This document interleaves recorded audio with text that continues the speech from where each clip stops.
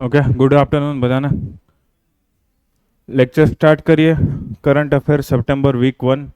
Most of આ વખતે article science and ટેકના છે અને બીજા થોડા ઘણા નાના મોટા આર્ટિકલ છે. સ્ટાર્ટ કરીએ. સૌથી પહેલો આર્ટિકલ છે એક યુદ્ધ અભ્યાસ છે. હવે તમને એમ થાય યુદ્ધ અભ્યાસ મિલિટરીનો હશે, બટ આ મેડિકલનો આર્ટિકલ છે. વિષાણુ યુદ્ધ અભ્યાસ. હવે વિષાણુનો મિનિંગ સાથે વાયરસ થાય છે. તો એક અજમેરમાં એક પ્રોગ્રામ કરવામાં આવેલો હતો કે ભાઈ એમાં જેવી રીતે આપણે મિલિટરી એક્સરસાઇઝ કરવામાં આવે કે ભાઈ નાની મોટી મોક ડ્રીલ કરવામાં આવે, મિસાઇલ બિસાઇલનું ચેકિંગ કરવામાં આવે, સેમ અહીંયા એવી રીતે કરવામાં આવ્યું. એક રોગ અથવા તો એનો વાયરસ જે છે છોડવામાં આવ્યો. પછી જે ટીમ હતી એને આખું કહેવામાં આવ્યું કે તમે આ રોગની ઓળખ કરો, તમે એનું ઇન્વેસ્ટિગેટ કરો, ક્યાંથી આવ્યું છે, કઈ રીતે ફેલાય છે ને એ બધું કરો, અને પછી એને કઈ રીતે રોકી શકાયની ટ્રાય કરો. મતલબ કે એક મોક આખું એન્વાયરમેન્ટ ક્રિએટ કરવામાં આવ્યું કે જેમાં પેન્ડેમિક કે એન્ડેમિક થઈ શકતું હોય. અને પછી શું કરવામાં આવ્યું કે ભાઈ એને રોકવાની ટ્રાય, એને રોકવાની મોક ડ્રીલ કરવામાં આવેલી હતી. તો એક આખી એવી સિસ્ટમ ચકાસવામાં આવી કે ભાઈ ભારત દેશ અથવા તો ભારત દેશના મેડિકલ ઓફિસર્સ કેટલા રેડી છે. આવું જ્યારે કોઈ અજાણ્યો રોગ બહાર ફાટી નીકળે, એની સામે કોઈ રસી કે દવા પહોંચાડવાની, તો કેટલો રેડી હોય એના માટે જે છે એક મોક ડ્રીલ કરવામાં આવેલી હતી. એનું નામ છે વિષાણુ યુદ્ધ અભ્યાસ જે છે એવું કરવામાં આવેલું હતું. 4-5 દિવસનો આખો તમે જોઈ શકો પ્રોગ્રામ હતો. અને એમાં મેઇન જે ફોકસ હતું ઝૂનોટિક ડિસીઝ, પ્રાણીજન્ય રોગો હોય જે પ્રાણીમાંથી મનુષ્યમાં મોટાભાગે ફેલાતા હોય એવા રોગો ઉપર જે છે ફોકસ રાખવામાં આવેલું હતું. બીજું આપણું એક મિશન છે જેને કહેવાય national one health mission. National one health મિશનમાં શું હોય છે કે ભાઈ અલગ અલગ જે સેક્ટર છે એની હેલ્થને ભેગી જોવામાં આવે. જેમ કે મનુષ્ય, માનવ જીવનની હેલ્થને ભેગી જોવામાં આવે છે, પર્યાવરણની હેલ્થને ભેગી જોવામાં આવે, અને એનિમલની હેલ્થને. શું કામ? જેટલા એનિમલમાં ઓછા પ્રોબ્લેમ હશે એટલા ઝૂનોટિક ડિસીઝ અહીંયા ઓછા આવશે. ઓકે. અને એનિમલમાં કે હ્યુમનમાં પ્રોબ્લેમ હોવાનું મેઇન એક કારણ એ પણ હોય છે કે ભાઈ પર્યાવરણની હેલ્થ ખરાબ હોય, ઇકોસિસ્ટમ ખરાબ હોય, કોઈ જગ્યાએ પોલ્યુશન થતું હોય, કોઈ જગ્યાએ ફૂડ ચેન પ્રોપરલી ફંક્શન ના કરતી હોય, કોઈ જગ્યાએ ખોરાક ખાદ્ય પદાર્થોમાં કોઈ સમસ્યા આવતી હોય, કે જમીનમાં પ્રોબ્લેમ હોય. કોઈ પણ રીતે એન્વાયરમેન્ટમાં પ્રોબ્લેમ હશે તો આ બેમાં પ્રોબ્લેમ છે, આ એકમાં પ્રોબ્લેમ છે, માનવને પણ પ્રોબ્લેમ થાય. ઇન શોર્ટ માનવ જીવનને ઘણી વસ્તુ અસર કરી શકે છે. એટલે ભારત સરકાર અને વિશ્વમાં પણ WHO જેવી સંસ્થાઓ એવું વિચારે છે કે ભાઈ ખાલી માણસની હેલ્થ જોવામાં ના આવે, માણસની, પશુની અને પર્યાવરણની ત્રણેયની હેલ્થને ભેગી જોવામાં આવે. આ ત્રણેયની હેલ્થને ભેગી જોવાનો જે કન્સેપ્ટ છે એને કહેવામાં આવે છે વન હેલ્થ કન્સેપ્ટ કહેવામાં આવે છે. આ વન હેલ્થ કન્સેપ્ટ માટે આપણે એક મિશન લોન્ચ કરેલું હતું, national one health mission. Okay. આ નેશનલ વન હેલ્થ મિશનની પણ થોડીક ઇન્ફોર્મેશન આપેલી છે કે ભાઈ ક્યારે ચાલુ થયું, શું ચાલુ થયું હતું. હવે એના 2-3 નાના પોઈન્ટ છે કે ભાઈ એના મુખ્ય કેરેક્ટરિસ્ટિક, એના લક્ષણો ક્યાં છે. તો એક સૌથી મેઇન વસ્તુ એમાં કરવાની છે રોગનું સર્વેલન્સ. કોઈ પણ રોગ ફાટી નીકળે, કોઈ રોગ નવો આવ્યો હોય, વિદેશમાંથી ફેલાણો હોય, આપણા દેશમાં ફેલાણો, ક્યાંયથી પણ આવેલો હોય, તો એનું રોગનું સર્વેલન્સ કરવું. સંકલિત એટલે કે ભાઈ અલગ અલગ ડિપાર્ટમેન્ટ, મિનિસ્ટ્રી, કોલેજીસ, યુનિવર્સિટી જે પણ મેડિકલ સાથે રિલેટેડ હોય એ બધા ભેગા મળીને એનું સર્વેલન્સ કરી શકીએ છીએ. સેકન્ડ પોઈન્ટ કેનો છે તો કે ભાઈ એન્વાયરમેન્ટનું રિલેટેડ છે કે ભાઈ એન્વાયરમેન્ટમાં સર્વેલન્સ વધારવું. એન્વાયરમેન્ટમાં કોઈ પ્રોબ્લેમ આવે કે જેનાથી કોઈ રોગ ફાટી નીકળવાની શક્યતા હોય, કોઈ એનિમલમાં કોઈ ઇસ્યુ થાય તો એ. હવે આ બેમાં તો સર્વેલન્સ કરશું. થર્ડમાં શું કીધું છે તો કે ભાઈ એક robust investigation mechanism. Robust investigation મિકેનિઝમનો મિનિંગ શું થાય? એકદમ મજબૂત એવી પ્રણાલી કે જેમાંથી રોગની ઓળખ કરીને આપણે ઇન્વેસ્ટિગેટ કરી શકીએ ભાઈ ક્યાંથી આવ્યો, કેવી રીતે ફેલાણો, શું થયું છે. પહેલા બેમાં ખાલી ધ્યાન રાખવાનું હતું. થર્ડમાં આપણે ઇન્વેસ્ટિગેશન કરવાનું ચાલુ કરશું ને વધુ મજબૂત રીતે જે છે એ ચાલુ કરવાનું. બીજું, આજે કસરત કવાયત કરવામાં આવેલી હતી વિષાણુ યુદ્ધ અભ્યાસ. એમાં ઘણી બધી સંસ્થાએ ભાગ લીધો. તમે જોઈ શકો છો આમાં કે ભાઈ ICMR હોય, ICAR, NCDC હોય, ઘણી બધી નાની મોટી સંસ્થા છે એમાં ભાગ લીધો. ઇવન તમે MOE FCC પણ જોઈ શકો, મતલબ કે પર્યાવરણ મંત્રાલય પણ જોઈ શકો, એગ્રીકલ્ચરનું મેઇન કમિશન છે, મેડિકલનું કમિશન છે, ઓકે, કે ભાઈ ડિસીઝ કંટ્રોલનું કમિશન, નેશનલ બોડી હોય, એ ઘણી બધી સંસ્થા ભેગા મળીને કાર્ય કરેલું છે. તો આ સંસ્થા કદાચ તમને પૂછાઈ પણ શકે જોડકામાં કે ભાઈ નીચેમાંથી સિલેક્ટ કરવામાં એ કઈ કઈ સંસ્થાએ યુદ્ધ અભ્યાસમાં ભાગ લીધેલો હતો. ઓકે. આ જે અભ્યાસ કર્યો એમાં મેઇનલી 2 સ્ટેજમાં અથવા તો 2 ફેઝમાં કરવામાં આવેલો હતો. સૌથી પહેલાં રોગને છોડવામાં આવ્યો, પછી એ લોકોને પહેલું કામ એ કીધું કે ભાઈ પહેલાં તો તમે રોગની તપાસ કરો અને ઓળખ કરો, રોગ કેવો છે, શું કરે છે, કઈ રીતે. સેકન્ડ મેજર એવું હતું કે હવે આ કામ પૂરું થઈ જાય પછી તમારે કરવું નિયંત્રણ. હવે તમે એને રોકશો કેમ? તો કોઈ પણ રોગ હોય એને રોકાય ત્યારે જ કે જ્યારે આપણી પાસે એની ટોટલ માહિતી હોય, કઈ રીતે ફેલાય છે, કઈ અસર કરે છે, કયા અંગને ખરાબ કરે છે, મગજમાં અસર કરે છે, ફેફસામાં અસર કરે છે, ક્યાં અસર કરે છે. ઓકે. તો એટલી ઇન્ફોર્મેશન હોય તો જ આ તમે કરી શકશો. તો હવે આ મોટો એવો આર્ટિકલ છે, આમાંથી કઈ કઈ વસ્તુ પૂછાય. સૌથી પહેલાં તો ઇવેન્ટ થઈ. ઇવેન્ટ કઈ જગ્યાએ થઈ છે, ઇવેન્ટનું મુખ્ય લક્ષ્યાંક શું હતું એ તમને પૂછી શકશે. ઇવેન્ટ કયા મિશનની હેઠળ કરવામાં આવી, એમાં કઈ ક્ષમતા ચેક કરવામાં આવી છે. ભારતમાં એક રિસ્પોન્સ ટીમ છે ઇમરજન્સી, જ્યારે એવી પણ મેડિકલની વાત આવે ત્યારે. આઉટબ્રેક મતલબ કે રોગનો આઉટબ્રેક, રોગ જે ફેલાતો હોય એના માટેની એક ટીમ છે. તો એની ક્ષમતા ચકાસવાનું કે ભાઈ ભારતની એવી ટીમ ક્ષમતાવાન છે કે નહીં એના માટે. વન હેલ્થની થોડીક મિનિંગ કહી દીધો છે અહીંયા. ઓકે, વન હેલ્થમાં 3 વસ્તુઓ યાદ રાખવાની, 2 પાસા હતા એ પણ યાદ રાખવાના, કેટલી સંસ્થાઓ છે અને જૂનું મિશન. ઓકે, આ થોડુંક જૂનું છે એટલે જોતા જાઓ. આ 4 પેજ છે આમાં. વિષાણુ યુદ્ધ અભ્યાસ.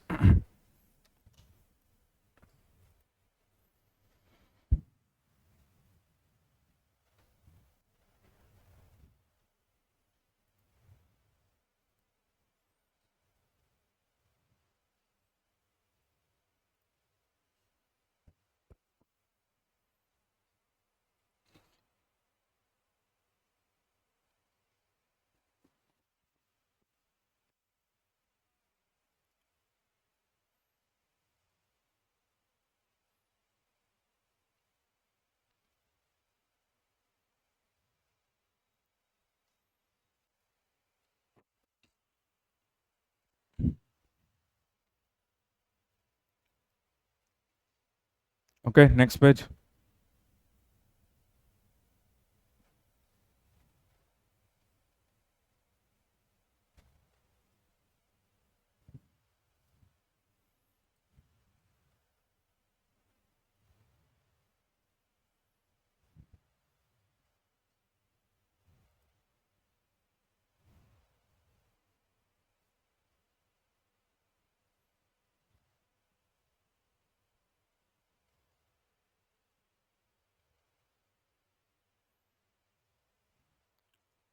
Next.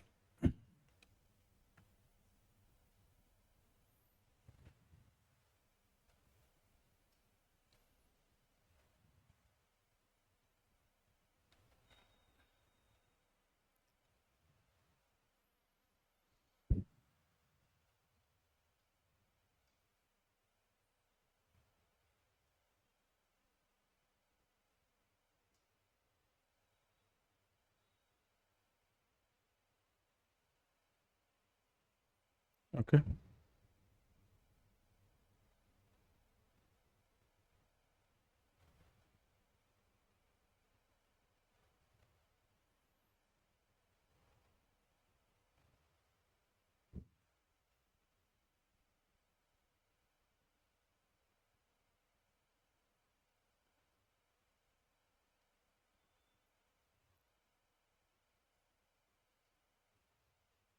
Ready. Okay, next article છે, એક પોલિસી લોન્ચ કરવામાં છે, બાયો E3 પોલિસી. હવે ઈમાં 3 ઈ છે તો યાદ રાખવું પડશે કયા કયા 3 ઈ છે. સૌથી પહેલાં તો એક છે આપણે ઇકોનોમી માટેનો, એક એન્વાયરમેન્ટ માટેનો અને એક છે એમ્પ્લોયમેન્ટ માટેનો. તો અર્થતંત્ર અથવા તો રોજગારીની વાત કરેલી છે અને ભેગી પર્યાવરણની વાત કરેલી છે.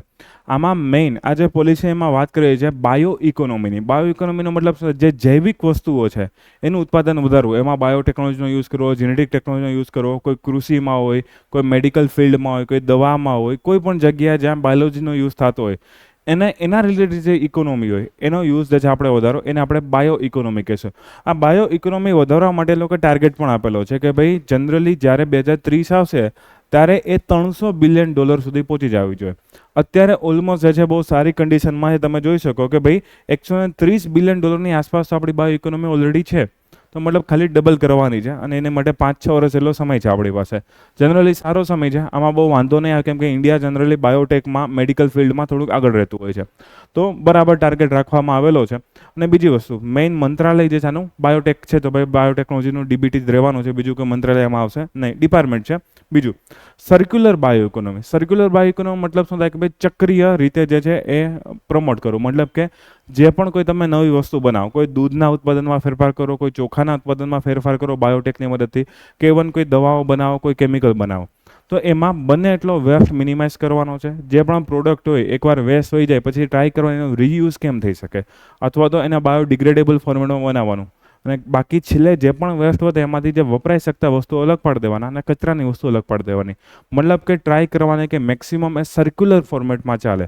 ચક્રીય અર્થતંત્ર જેને આપણે કહીએ છીએ એવું ચક્રીય અર્થતંત્ર આપણે કરવાનું છે બાયો ઇકોનોમીમાં. અને આ ચક્રીય કરશું તો જ આપણો ગ્રીન ગ્રોથ, વચ્ચેનું એન્વાયરમેન્ટ ક્યારે મળી શકશે કે એમાં કચરો વેસ્ટ મિનિમાઇઝ થશે ત્યારે જે છે આપણે એમાં ગ્રીન ગ્રોથ મળી શકશે. ત્યાં સુધી ગ્રીન ગ્રોથ જે છે આપણે મળી શકવાનો નથી. બીજું, એની અંદર કેટલા બધા સેક્ટરને ઇન્ક્લુડ કરવામાં આવેલા છે, નાના મોટા ઘણા બધા સેક્ટર છે. જેમ કે તમે જો બાયો બેઝ કેમિકલ્સ બનાવવા, હાઈ વેલ્યુ મતલબ કે ઉચ્ચ મૂલ્ય ધરાવતા કેમિકલ્સ બનાવવાની વાત છે. બાયો પોલિમર્સ, હવે તમને ખબર છે આપણે પ્લાસ્ટિકનું પ્રદૂષણ બહુ વધારે છે, તો બાયોપોલિમર્સ એવા પોલિમર્સ મતલબ કે એવા પ્લાસ્ટિક હશે કે જેનું અમુક સમય વિઘટન થઈ શકશે. અત્યારે પ્લાસ્ટિક હોય, ફોર એક્ઝામ્પલ કોઈ પણ જગ્યાએ પ્લાસ્ટિક હોય કે ભાઈ આનું બહારનું લેયર છે, હવે આને એમને ફેંકી દઈશું 100, 200, 500 વર્ષ સુધી કદાચ આમાં બહુ કાંઈ ફેરફાર નહીં પડે, કેમ કે પ્લાસ્ટિકમાં વિઘટન ક્ષમતા ખૂબ જ ઓછી હોય છે. એવું નથી કહેતો કે ક્યારેય વિઘટન થાય, પણ ખૂબ જ ઓછી, બહુ જ લાંબા ગાળાની હોય. પણ જેમ જેમ આપણે બાયો પ્લાસ્ટિક બનાવશું એનાથી ફાયદો શું થશે, એ કુદરતમાં વિઘટનક્ષમ હશે. બેક્ટેરિયા, વાયરસ કે ફૂગ કે એને તોડી પાડી શકશે અને કુદરતમાં કચરા તરીકે નહીં રહી. તો આપણે એવા બાયોપોલિમર્સ અને એન્ઝાઇમ એટલે કે ઉત્સેચકો જેવા બાયોપોલિમરને તોડી શકે. પછી એ લખ્યું છે સ્માર્ટ પ્રોટીન્સ લખેલા છે અને ફંક્શનલ ફૂડ્સ લખેલા છે. ભાઈ હમણાં આપણે લાસ્ટ લેક્ચરમાં વાત કરેલી હતી કે ભાઈ આપણા ભારતમાં પોષક તત્વોની બહુ કમી દેખાય છે. વિટામિન એ હોય, વિટામિન બી હોય, પેલું ફોલિક એસિડ હોય, એનેમિયા હોય, ઘણી બધી વસ્તુ હતી. ટીબીમાં પણ આપણે જોયું હતું પોષક તત્વોની કમીના કારણે પણ એમાં શક્યતા વધી શકે છે. તો ઘણા બધા આપણે પ્રોટીન્સને બીજી વસ્તુની જરૂર છે. ફંક્શનલ ફૂડ્સ એટલે શું થાય એ પણ અમે લખેલું છે કે ભાઈ એવા ફૂડ્સ અને ડ્રિંક્સ જે છે કે જે આપણને બેઝિક ન્યુટ્રિશન મળતું હોય એના કરતાં પણ કંઈક વધારે ફાયદો કરાવે. ફોર એક્ઝામ્પલ તમે ઘઉં ચોખા ખાઓ તો એમાં કે ભાઈ કાર્બોહાઈડ્રેટ્સ મળશે, પ્રોટીન મળશે, ફાઇબર મળશે, પણ એના કરતાં વધારે શું મળશે? તો કે ભાઈ એવા જો ફૂડ બનાવવામાં આવે તો એના ફંક્શનલ ફૂડ કહેવામાં આવે. દેખાય ઘઉં ચોખા જેવા, દૂધ દહીં જેવા દેખાશે, એમાં બહુ કાંઈ ફેરફાર નહીં કરેલો હોય. હા, એમાં બાયોલોજી દ્વારા થોડાક વધારે ન્યુટ્રિશન એડ કરવામાં આવેલા હશે તો એને ફંક્શનલ ફૂડ કહેવાય. તમને ઓનલાઈનમાં એ પણ પૂછી લે કે ભાઈ ફંક્શનલ ફૂડ શું છે, કેવા હોય છે, કંઈ અલગ હોય છે કે શું હોય છે. ઓકે, સિમ્પલ નોર્મલ ફૂડ જેવા જ દેખાવાના છે. પ્રિસિઝન બાયોથેરાપ્યુટિક મતલબ કે બાયોટેકમાં આપણે વાત કરેલી હતી કે ભાઈ ઘણી જગ્યાએ આપણે એવું હોય કે આપણા શરીરમાં કોઈ પ્રોબ્લેમ હોય તો હવે જનરલી આ લોકો એવું ટ્રાય કરે છે નેનો કેમેરા બનાવે. ફોર એક્ઝામ્પલ મારા હાડકામાં એક્ઝેક્ટ કઈ જગ્યાએ પ્રશ્ન છે તો એ જોવા માટે લોકો નાના નાના કેમેરાસ, એકદમ પાતળા વાયર જેવા કેમેરાસ હોય, એ જઈને ચેક કરે સ્નાયુમાં કઈ જગ્યાએ પ્રોબ્લેમ છે, કોઈ માંસપેશી છે એમાં પ્રોબ્લેમ છે કે પછી હાડકામાં પ્રોબ્લેમ છે, અને પછી ત્યાં જઈને એ લોકો ઈલાજ કરે. તો એમાં એક વસ્તુ કામમાં આવશે ને કહેવાય પ્રિસિઝન એટલે કે ચોકસાઈપૂર્વકનું બાયોથેરાપી અથવા તો બાયોથેરાપ્યુટિક વસ્તુ જે છે કામમાં આવશે. એગ્રીકલ્ચર જે છે ક્લાઇમેટ રેઝિલિયન્ટ બનાવે કે ભાઈ આબોહવા મૈત્રિક કૃષિ બને એટલી કરવી. આની આપણે ઘણી વાર જીઓગ્રાફીમાં કરેલી હોય છે એટલે ફરી પાછી નથી કીધું. કાર્બન કેપ્ચર માટેની કોઈને કોઈ પદ્ધતિ બનાવી, જેમ કે આઈઆઈટી મદ્રાસે થોડાક વર્ષો પહેલાં એક વસ્તુ બનાવી જેને કહેતા બાયો રોક્સ કહેવામાં હતા, બાયોલોજિકલ રોક્સ કે જે કાર્બનને વધારે ખેંચી શકે પોતાની બાજુ અને એનાથી અલગ અલગ વસ્તુને પ્રોત્સાહન આપી શકે, વિકાસ ઇકોસિસ્ટમમાં ફાળો આપી શકે. તો એવા બાયો રોક્સ પણ જાણીતા છે. મરીન અને સ્પેસ રિસર્ચ, એમાં પણ કઈ રીતે બાયોલોજી ઉપયોગી થઈ શકે છે એનો પણ ફાળો. મરીનમાં તો ઘણી જગ્યાએ થાય છે, સ્પેસમાં જે આપણે ઘણું કામ કરવાનું બાકી છે. ઇન શોર્ટ ઘણા બધા સેક્ટર જે છે આમાં છે. તમને ખાલી એવો પ્રશ્ન પૂછી દઈ નીચે આમાંથી કઈ જગ્યાએ બાયોટેકનો કે બાયોલોજીનો ઉપયોગ થઈ શકશે, તો ઓલમોસ્ટ બધા સેક્ટર જે છે એ આપણે આવી જશે. તો એમ પણ પૂછે બાયો E3 પોલિસીમાં કયા કયા સેક્ટર સમાવવામાં આવેલા છે. તમને એમ લગશે સ્પેસ સેક્ટર, તમને એમ થાય ભાઈ સ્પેસ થોડું આવે, પણ આવશે. તમને કોઈ વસ્તુ એવું કહી દે સ્માર્ટ પ્રોટીન, તમને થાય એ કંઈક અલગ વસ્તુ હશે, પણ એ બધી વસ્તુ આમાં આવવાની છે. બીજું, આમાં એ લોકો એવી ઈચ્છા રાખે છે બાયો AI હબ પણ બનાવવાની, મતલબ કે એઆઈનો પણ યુઝ કરશું. જે પણ પાછળની ટેકનોલોજીસ આપણે જોઈ છે એમાં આર્ટિફિશિયલ ઇન્ટેલિજન્સનો યુઝ કઈ રીતે કરી શકે. પછી એક પોઈન્ટ એવો લખેલો છે બાયો ફાઉન્ડ્રીઝ બનાવશું. બાયો ફાઉન્ડ્રીઝનો મતલબ શું થાય તો કે ભાઈ એમાં બાયોલોજી અને ઓટોમેશન, રોબોટિક્સ એ બધાને ભેગું કરું. તો જો અહીંયા નીચે લખેલું છે કે ભાઈ જેટલી પણ આપણી બાયોલોજીની વસ્તુ બનાવીએ છીએ, ઓર્ગેનિઝમ બનાવીએ, દૂધ દહીં છાશ બનાવીએ, કેમિકલ્સ બનાવીએ, દવા બનાવીએ, એવી કોઈ પણ જૈવિક વસ્તુ બનાવીએ છીએ, ઓકે, તો એમાં કઈ રીતે આપણે ઓટોમેશન અને એનાલિટિક્સ ટેકનિકનો ઉપયોગ કરી શકીએ, એને બાયો ફાઉન્ડ્રી કહેવામાં આવશે. મતલબ કે એ પ્રોસેસ પણ ઓટોમેટેડ થઈ જાય, એમાં પણ માણસની જરૂર બને એટલી ઓછી પડે અને એના કારણે પ્રિસિઝન વસ્તુ મતલબ કે ચોકસાઈપૂર્વકની વસ્તુ આવી શકે, તો એ બાયો ફાઉન્ડ્રી છે. એક ડેફિનેશન આપેલી છે પણ તમારે વાંચવાની, FAO food and agriculture organisation એક ડેફિનેશન આપેલી છે અને એના એક્ઝામ્પલ પણ નીચે આપેલા છે કે ભાઈ કયા કયા વસ્તુ છે જેમાં બાયો ઇકોનોમી બહુ સારી પ્રોગ્રેસ કરી રહી છે. ટકાઉ કૃષિ છે, ટકાઉ માછીમારી છે, વન સંવર્ધન, જળચર ઉછેર, ઓકે, ખોરાક, ઘાસચારો, ઘણી જગ્યાએ જે છે બાયો ઇકોનોમી કામમાં આવી શકે આપણને. ઓકે, નેક્સ્ટ હજી એક આર્ટિકલ કરી દો પછી બે ભેગા વાંચો. ભારત છે વિશ્વનો સૌથી મોટો પ્લાસ્ટિક પ્રદૂષક બન્યો છે એવું નેચર નામની એક મેગેઝિન છે એ કહે છે. તમે જોઈ શકો એક ઇમેજ છે, હવે એમાં દેખાડે છે કે ભાઈ ભારત પહેલા નંબરે છે, સૌથી વધારે પ્લાસ્ટિક પોલ્યુશન કરે છે, 9.3 મિલિયન ટન. હવે 9.3 મિલિયન ટન જેટલું પ્લાસ્ટિક પ્રદૂષણ કરે અને ચાઇના તો આપણી નજીક પણ નથી. ચાઇના 2.8 છે. બે કન્ટ્રીની સાઇઝ ઓલમોસ્ટ સેમ છે. ઇવન ચાઇનાનો વિસ્તાર વધારે છે. અત્યાર સુધી ચાઇનાની જ પોપ્યુલેશન આગળ હતી. ચાઇના જ યુઝ એન્ડ થ્રો પોલિસી લઈ આવે છે આ પ્લાસ્ટિકની વસ્તુને એની. છતાં પણ તમે ચાઇનામાં પ્રદૂષણ તમને ઓછું દેખાય છે. ઓકે, તો એના કારણે ભારતમાં આ રિપોર્ટ પ્રત્યે ક્રિટિસિઝમ વધારે છે. એટલે આપણે યાદ રાખવાનું જનરલી ઓછો આવશે, પણ કદાચ તમને પૂછી લઈ કે ભારતનો પ્લાસ્ટિક પોલ્યુશનમાં કેટલું પ્લાસ્ટિક પોલ્યુશન કરે અથવા વિશ્વમાં કેટલા નંબર છે, તો પહેલો નંબર આપણો આવશે નેચર મેગેઝિન મુજબ. કદાચ તમને બીજો કોઈ ડેટા આપેલો હોય તો એ રીતે તમારે એમાં સુધારો વધારો કરવાનો છે. 9.3 મિલિયન ટન્સ. તો ઘણું બધું પ્લાસ્ટિકનું પ્રદૂષણ આપણે કરીએ છીએ. નીચે અલગ અલગ બીજા દેશના આપેલા છે નામ, નાઇજીરિયા છે, ઇન્ડોનેશિયા છે, ચીન તમે જો આપણી ઘણી પાછળ છે, ચોથા નંબરે છે. ઓલમોસ્ટ તમે જો ત્રીજા ભાગ કરતાં પણ ઓછું પ્રદૂષણ ચીન કરે છે. તો ઇમેજિન કરો આપણા કેટલી બધી પ્લાસ્ટિકની પોલિસી. તમને ખબર છે કે ભાઈ આપણે સિંગલ યુઝ પ્લાસ્ટિકનો પ્રતિબંધ છેક 2022થી થઈ ગયો છે. માઇક્રોન્સની સાઇઝ વધારી દીધી છે. ઘણી બધી ટ્રાય કરીએ છીએ કે ભાઈ પેલી પ્લાસ્ટિકની સ્ટ્રોની બદલે પેપર સ્ટ્રો યુઝ કરે. ઝોમેટો સ્વિગીવાળા પેલા ખોખાના પેકેજિંગમાં ફૂડ ડિલિવર કરે. ઘણી બધી ટ્રાય કરી, છતાં પણ આટલું પ્લાસ્ટિકનું પ્રદૂષણ આપણને જોવા મળે છે. ઓકે, તો બંને વાંચી લ્યો. Bio E3 policy.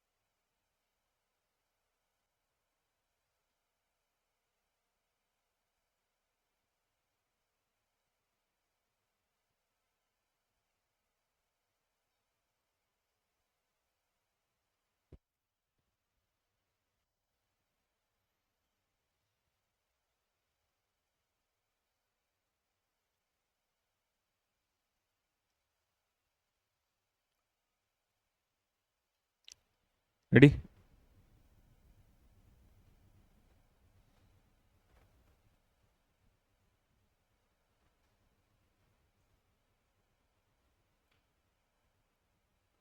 કે નેક્સ્ટ. એ તો સેક્ટર્સના નામ છે, યાદ રાખવા પડશે.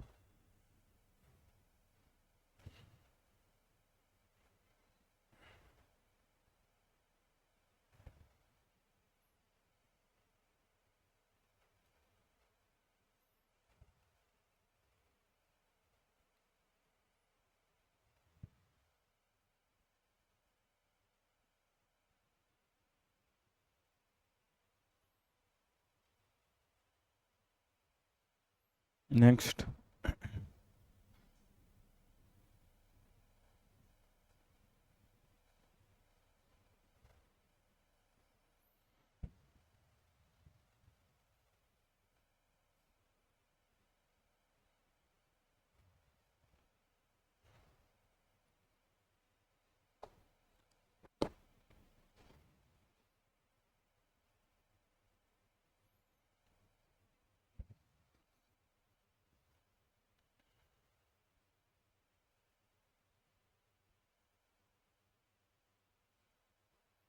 ડન.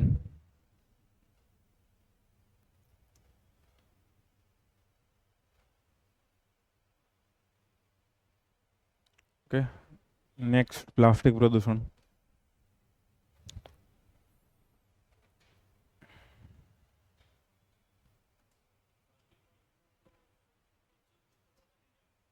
અત્યારે ભારત આ મેગેઝિન મુજબ ભારતનો નંબર આવેલો છે. અને એવું પણ કહે છે કે વિશ્વનું 20% પ્લાસ્ટિક પ્રદૂષણ ભારત એકલું કરે છે. ના ના, એ તો ઘણી બધી બાયો પોલિમર્સની જેટલી પણ વસ્તુ હોય, જેમ કે અદાણી અંબાણીવાળા જેટલા પણ ઓઇલનું માઇનિંગ કરતા હોય, એના કદડામાંથી પણ પ્લાસ્ટિક બને. એનું જે વેસ્ટ મટીરિયલ હોય એમાંથી પણ પ્લાસ્ટિક બને.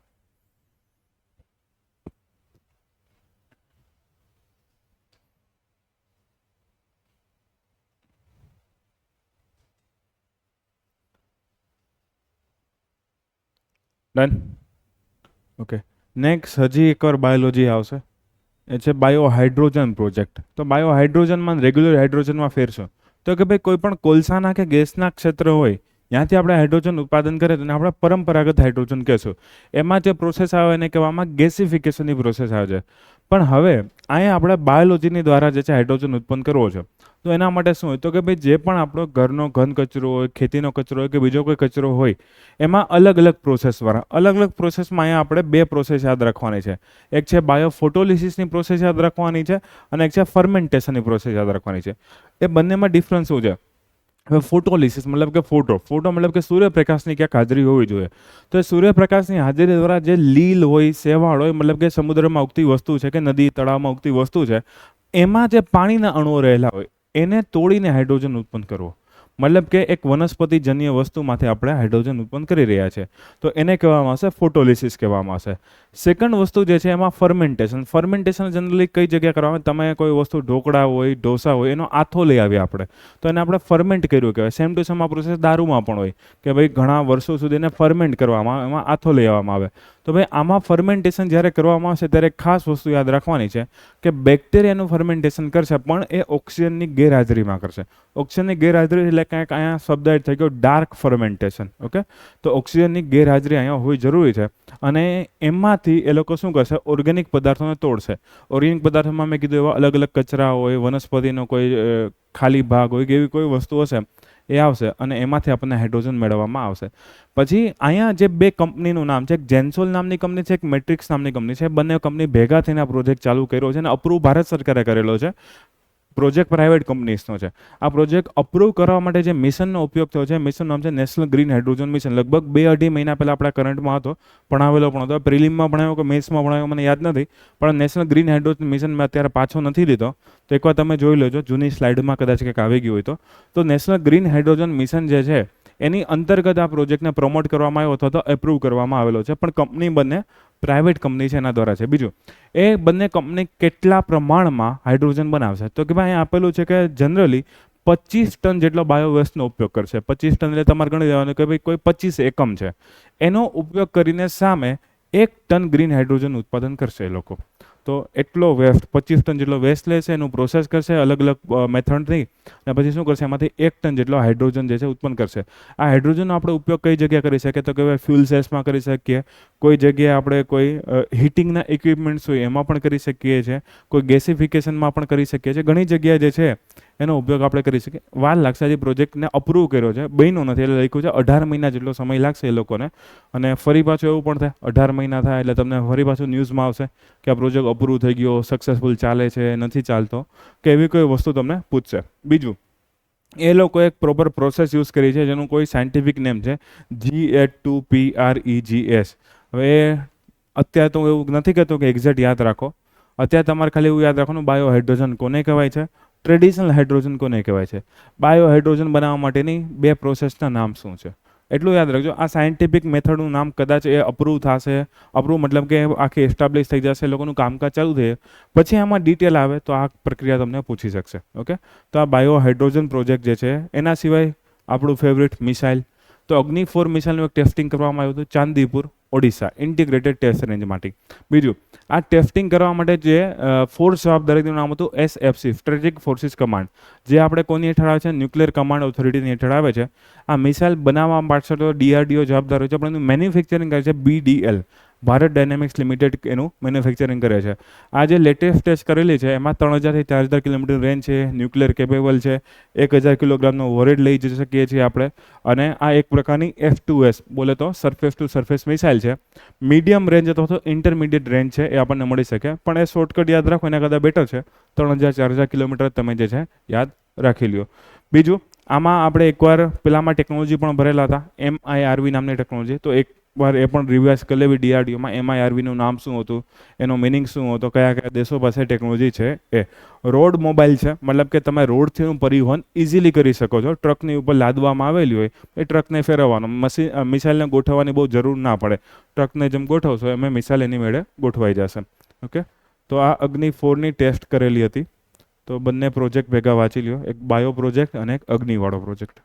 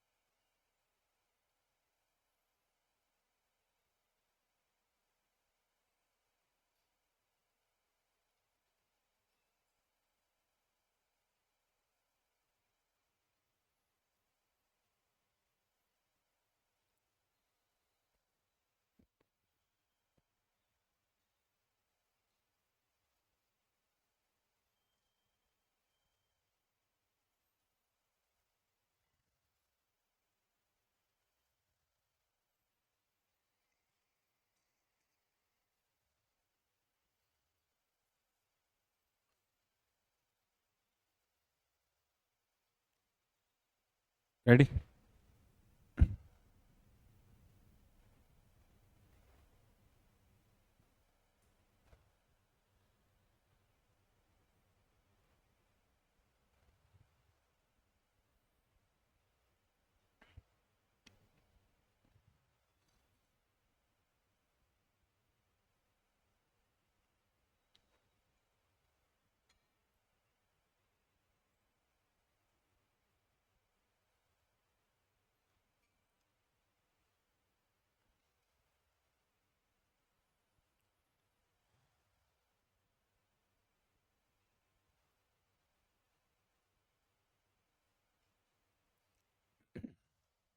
નેક્સ્ટ.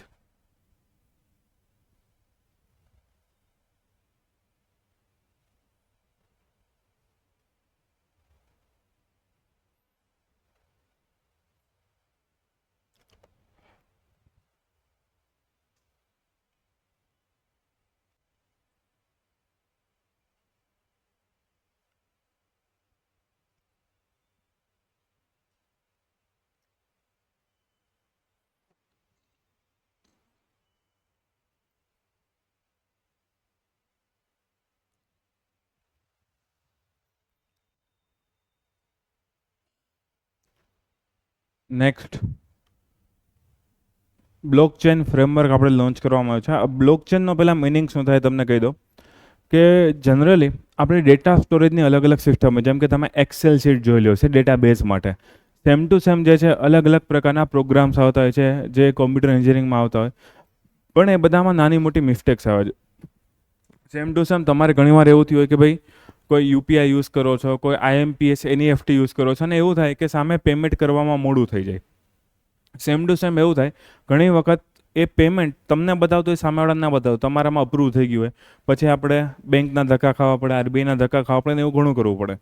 તો એમાં ઘણા ઇસ્યુ આવે છે. સેમ ટુ સેમ એવા કેટલી બધી વસ્તુ છે કે જેમાં આપણે ડેટા સ્ટોરેજના, ડેટાબેઝ પ્રોસેસિંગના ઘણા ઇસ્યુ છે.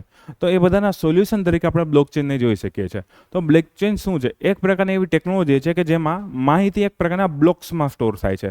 ઓકે, જેવી રીતે આપણે એક્સેલ શીટ હોય તો રો અને કોલમ આવે છે, આમાં રો અને કોલમ નહીં, એક પ્રકારના બ્લોક્સ હોય. ફોર એક્ઝામ્પલ એક બ્લોક છે કે બીજું કોઈ વસ્તુ છે એમાં સ્ટોર છે. ફોર એક્ઝામ્પલ મેં કોઈને 500 રૂપિયા સેન્ડ કર્યા, તો મારી ઇન્ફોર્મેશન, એની ઇન્ફોર્મેશન, 500 રૂપિયા સેન્ડ કર્યા કે રિસીવ કર્યા, વધેલું ઘટેલું બેલેન્સ, એક આખો એનો બ્લોક બનશે. અને બ્લોક જે છે સ્ટોર થશે, પછી એમાં બીજો બ્લોક એડ થશે, કોઈ બેંકમાં બીજું કોઈ ટ્રાન્ઝેક્શન થયું, ત્રીજો બ્લોક એડ થશે, ચોથો બ્લોક એડ થશે. આ બ્લોક જ્યારે પણ અપ્રૂવ કરવામાં આવે, ઓકે, એના જે પણ મેમ્બર્સ હોય એ બધાએ અપ્રૂવ કરવો જરૂરી છે. તો એમાં પછી અલગ અલગ સ્ટ્રક્ચર આવે છે, અમુકમાં કોણે અપ્રૂવ કરો, કોણે ના અપ્રૂવ કરો, બધામાં રિસ્ટ્રિક્શન હોઈ શકે છે. તો જ્યારે પણ એ બ્લોક અપ્રૂવ કરવામાં આવે પછી એને ક્યારે બદલી ના શકાય. મતલબ કે ટ્રાન્ઝેક્શન એકવાર અપ્રૂવ થઈ ગયું છે પછી એને ક્યારે બદલી શકાતો નથી. આ સેમ વસ્તુ જે તમે મેડિકલ ફિલ્ડમાં પણ એપ્લાય કરી શકો છો. મેડિકલ ફિલ્ડમાં માની લો કે મારો કોઈ ડેટા છે, ઓકે, ફોર એક્ઝામ્પલ હું નાનો હતો 5 વર્ષનો, ત્યારે મને કયા કયા રોગ હતા, શરીરમાં કયા વિટામિન્સ વધતા હતા, ઓછા હતા, હિમોગ્લોબિનનું પ્રમાણ કેટલું હતું, વજન કેટલું હતું, હાઇટ બોડી કેટલા હતા. 10 વર્ષે ફરી પાછી તપાસ કરી, નવો બ્લોક એડ કરવામાં આવ્યો. મારી મંજૂરીથી ડૉક્ટર એમાં વસ્તુ એડ કરી શકશે, મારી મંજૂરી વગર એમાં એડ નહીં કરી શકશે. સેમ ટુ સેમ માની લો કદાચ 20 વર્ષે મને કોઈ રોગ થયો તો એની ઇન્ફોર્મેશન એમાં આવી જાય. પછી વળી પાછો 22 વર્ષે મને કોઈ રોગ થયો હોય અથવા તો કોઈ સારો ઇમ્પ્રુવમેન્ટ જોવા મળ્યો તો એની ઇન્ફોર્મેશનમાં આવી જશે. એનાથી ફાયદો શું થશે? જ્યારે પણ હું મેડિકલ ચેકઅપ કરવા જઈશ અને હું એકવાર અપ્રૂવ કરી દઈશ કે મારો ડેટા વાપરવાની મંજૂરી આપો, તો ડૉક્ટર જોઈ શકશે કે હા, આના ભૂતકાળમાં આટલા આટલા મેડિકલ રેકોર્ડ છે, એ મુજબ દવા આપવાની, એ મુજબ ઇન્જેક્શન આપવાના, એ મુજબ એને રેસ્ટ કરવાનું કહેવાનું. કોઈ એલર્જી હોય તેને પહેલાંથી ખબર હશે, કઈ દવા મને માફક આવે છે કે નથી આવતી એના રિપોર્ટ્સમાં ક્યાંક ને ક્યાંક લખેલું હશે. તો એનાથી મેડિકલ રેકોર્ડ્સમાં પણ ફાયદો થાય છે, બેન્કિંગમાં પણ ફાયદો થાય છે, ઘણી બધી જગ્યાએ ઇવન આપણા વોટિંગ સિસ્ટમમાં પણ ફાયદો થશે. તમે જો એક વખત મત આપી દો પછી મત ક્યારે રિવર્સ નહીં થાય, તો વોટિંગ સિસ્ટમમાં પણ ફાયદાકારક જે છે આ વસ્તુ સાબિત થવાની છે અને ગણતરી પણ એકદમ ઇઝીલી થશે. મતલબ કે આમાં સૌથી મોટો ફાયદો છે કે ટ્રાન્સપરન્સી અને સિક્યુરિટી. આમાં પારદર્શકતા મળે છે, બધા જેટલા પણ મેમ્બર્સ હોય એ કવર અપ્રૂવ કરી દે પછી આ વસ્તુ થશે. અને બીજું એના કારણે આપણને શું થાય, સેફ્ટી અને સિક્યુરિટી મળે. કોઈ પણ ટ્રાન્ઝેક્શન ઊંધું રિવર્સ નહીં થઈ શકે, કોઈ બળજબરી આપણી પાસે નહીં કરાવી શકે, તો સેફ્ટી સિક્યુરિટી આપણી મેન્ટેન થશે. મતલબ કે એક પ્રકારનો ઈ ગવર્નન્સનો પોઈન્ટ છે. તો આને આપણે અલગ અલગ સેક્ટરમાં વાપરી શકીએ. પણ સૌથી પહેલાં વાપરવામાં શેમાં આવ્યું તો કે ભાઈ ક્રિપ્ટો કરન્સીમાં વાપરવામાં આવ્યું. જે એક પ્રકારનું ઇલીગલ માધ્યમ ધીમે ધીમે બનતું ગયું ટેરરિઝમ ફંડિંગ માટે, આતંકવાદ માટે, કે પછી કોઈ ટ્રાફિકિંગ માટે, ચાઇલ્ડ ટ્રાફિકિંગ માટે, કોઈ ડ્રગ્સના વેપાર માટે. તો ક્રિપ્ટોકરન્સી તમને ખબર છે ભારતમાં બહુ જ સ્ટ્રિક્ટલી રેગ્યુલેટ કરવામાં આવતી હોય છે. એમાં ટેક્સેશન મૂકે, આરબીઆઈ ઘડીક ના પાડે, ઘડીક જે છે ફાઇનાન્સ મિનિસ્ટર એમ કે ભાઈ ના સંપૂર્ણ ના એ રેગ્યુલેટ કરશું, તો બહુ બધું જે છે પ્રોબ્લેમ છે. ઘણા દેશો ક્રિપ્ટોકરન્સી અપનાવી લીધી. ક્રિપ્ટોકરન્સીમાં સૌથી ફેમસ છે બિટકોઇન. તો બિટકોઇને શરૂઆત કરેલી હતી બ્લોકચેન ટેકનોલોજી વાપરવાની. ક્રિપ્ટોકરન્સી અલગ ટેકનોલોજી છે, બ્લોકચેન અલગ ટેકનોલોજી છે. બ્લોકચેનનો ઉપયોગ તમે અલગ અલગ સેક્ટરમાં કરી શકો, પોલિટિકલ સેક્ટરમાં, મેડિકલ સેક્ટરમાં, ફાઇનાન્શિયલ સેક્ટરમાં ઘણી જગ્યાએ કરી શકવાના છો. ઓકે, આ બ્લોકચેનમાં સૌથી સારો ફાયદો એનો સિક્યુરિટી અને ટ્રાન્સપરન્સી છે, એ યાદ રાખવાનું છે તમારે. અત્યાર સુધી એવું માનવામાં આવતું હતું કે આ સિક્યોર છે, બટ હવે આના પણ તોડ મળવાના ચાલુ થઈ ગયા છે કે ભાઈ આને કેવી રીતે જે છે એમાં હેક કરી શકાય, એમાં છેડખાણી કરી શકાય. પણ ભારતમાં જે બ્લોકચેનનું ફ્રેમવર્ક બહુ નાનું છે, તો એને પ્રમોટ કરવા માટે ભારતે શું લોન્ચ કર્યું?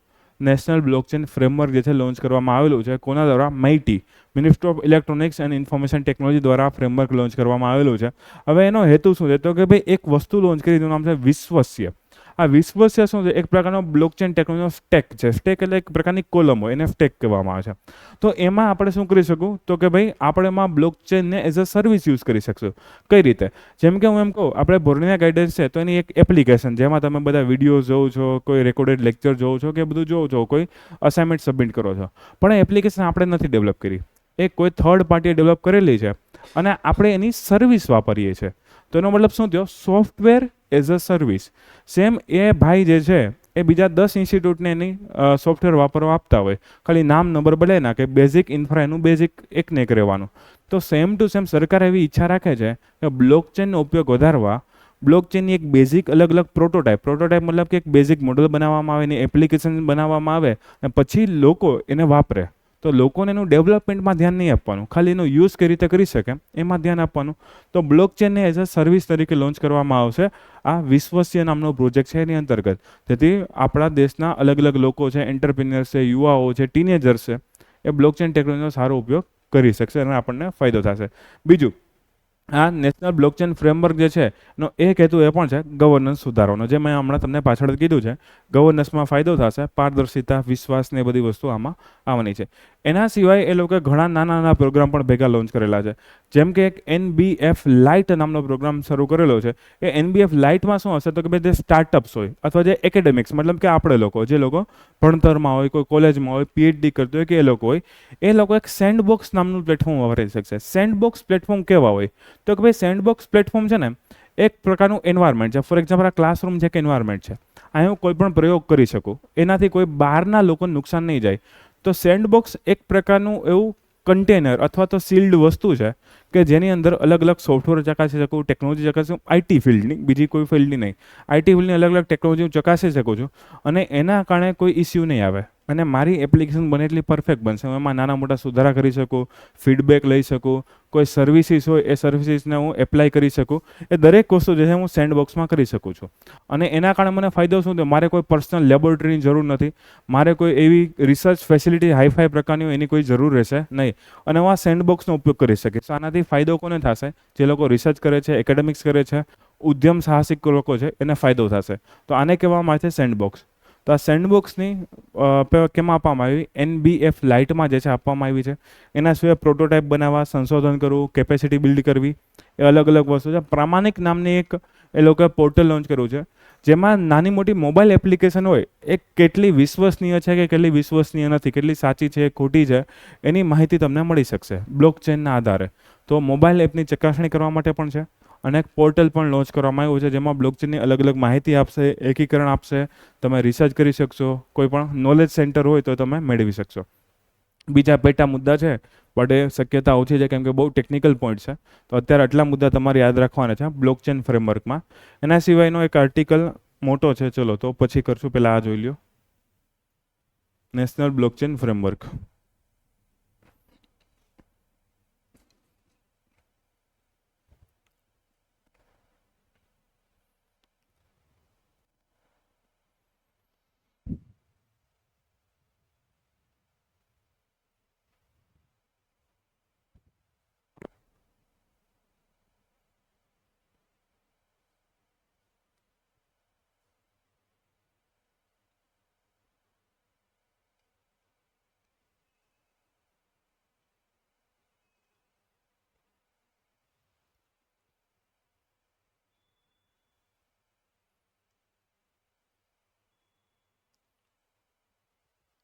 અને બ્લોકચેનને ઘણી વખત લેજર ટેકનોલોજી પણ કહેવામાં આવે. લેજર એટલે કે જે કોમર્સ વાળા છે ને ખબર હશે, લેજર એટલે પેલું અકાઉન્ટિંગમાં આખું લેજર આપણે મેન્ટેન કરવાનું હોય, તો એ લેજર હોય. તો સેમ ટુ સેમ જે છે આમાં લેજર ટેકનોલોજી પણ કહેવામાં આવે છે.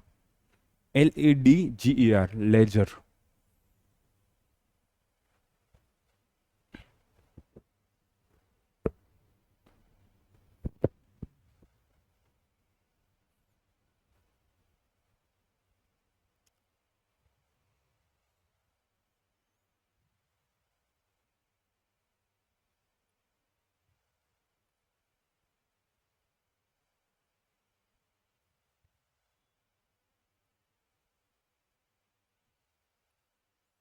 ડન. નેક્સ્ટ.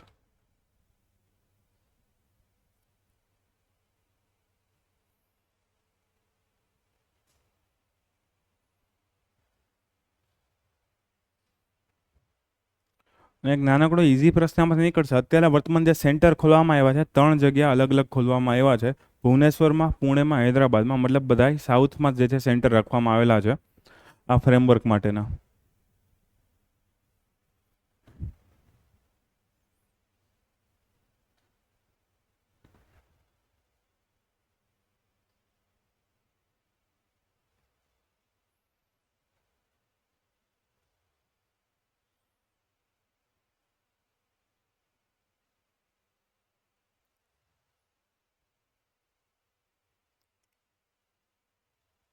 ઓકે, હવે આ ઇમેજ ઘરે જઈને આખી વાંચજો. સેન્ડબોક્સ એક આવશે. વેસ્ટ બેંગાલ વાળા એક બિલ પસાર કર્યું છે, અપારજિતા બિલ, જેને ઘણી વખત એન્ટી રેપ બિલ પણ કહેવામાં આવે છે. તો તમને ખબર છે હમણાં જે કોલકાતામાં કિસ્સો થયો છે એના કારણે સરકાર બંને સેન્ટરની સ્ટેટની બંને ખૂબ જ જાગૃત થઈ ગઈ છે અને મમતા બેનર્જીની ગવર્મેન્ટે એક બિલ પસાર કર્યો છે. આ બિલનું નામ રાખવામાં આવ્યું છે અપારજિતા બિલ. આ બિલમાં ઘણા બધા સુધારા કરવાનો હેતુ ધરાવે છે. પહેલાં તો જે ભારતીય ન્યાય સંહિતા છે, ભારતીય નાગરિક સુરક્ષા સંહિતા છે, જેને પહેલાં IPC, CRPC ને એવું બધું કહેવામાં આવતું હતું, તો એમાં સુધારો કરવા માંગે છે. એમાં મેઇન સુધારો શું છે તો કે ભાઈ કેપિટલ પનિશમેન્ટ ને લાઈફ ઇમ્પ્રિઝનમેન્ટ, મતલબ કે આજીવન કેદ અને શું કહેવાય મૃત્યુદંડની જોગવાઈ વધારે ને વધારે એડ કરવામાં આવેલી છે. પ્લસ ઘણી જગ્યાએ પેરોલ એટલે તમને ખબર છે વચ્ચે વચ્ચે એ લોકોને રજા આપતા હોય, તો એ પેરોલની પણ મનાઈ કરવામાં આવેલી છે. તો સૌથી પહેલાં તો એ લોકોએ કીધું કે ભાઈ આમાં સુધારો વધારો કરશું. હવે અહીંયાથી જ પ્રોબ્લેમ સ્ટાર્ટ થઈ ગયો. IPC, CRPCની લિસ્ટ છે એ કોન્કરન્ટ યાદીમાં આવે છે. કોન્કરન્ટ એટલે સમવર્તી યાદીમાં. હવે કોઈ પણ વસ્તુ તમને ખબર છે સમવર્તી યાદીમાં આવતી અને એમાં ઓલરેડી સેન્ટરનું કોઈ બિલ હોય, તો જ્યારે સ્ટેટ એમાં પસાર કરશે તો પ્રેસિડેન્ટની મંજૂરી જોશે. જો એની સાથે ક્લેશ થતું હશે કોઈ વસ્તુ તો સેન્ટરની મંજૂરી જોશે અથવા તો પ્રેસિડેન્ટની મંજૂરી જોશે. તો હજુ આ બિલ સ્ટેટ ગવર્મેન્ટવાળા તો પેલું કરી નાખ્યું છે. જોવાનું કે કદાચ સેન્ટર કોઈ એમાં વાંધો ઉઠાવે છે, પ્રેસિડેન્ટ કોઈ વાંધો ઉઠાવે છે, કદાચ આ બિલ પેન્ડિંગ પણ થઈ જાય. પણ મોટાભાગે આમાં કોઈ એવો વાંધો આવવાની શક્યતા ઓછી છે. તો સૌથી પહેલી વસ્તુ એ લોકો એમાં એડ કરે છે બળાત્કાર માટે મૃત્યુદંડ.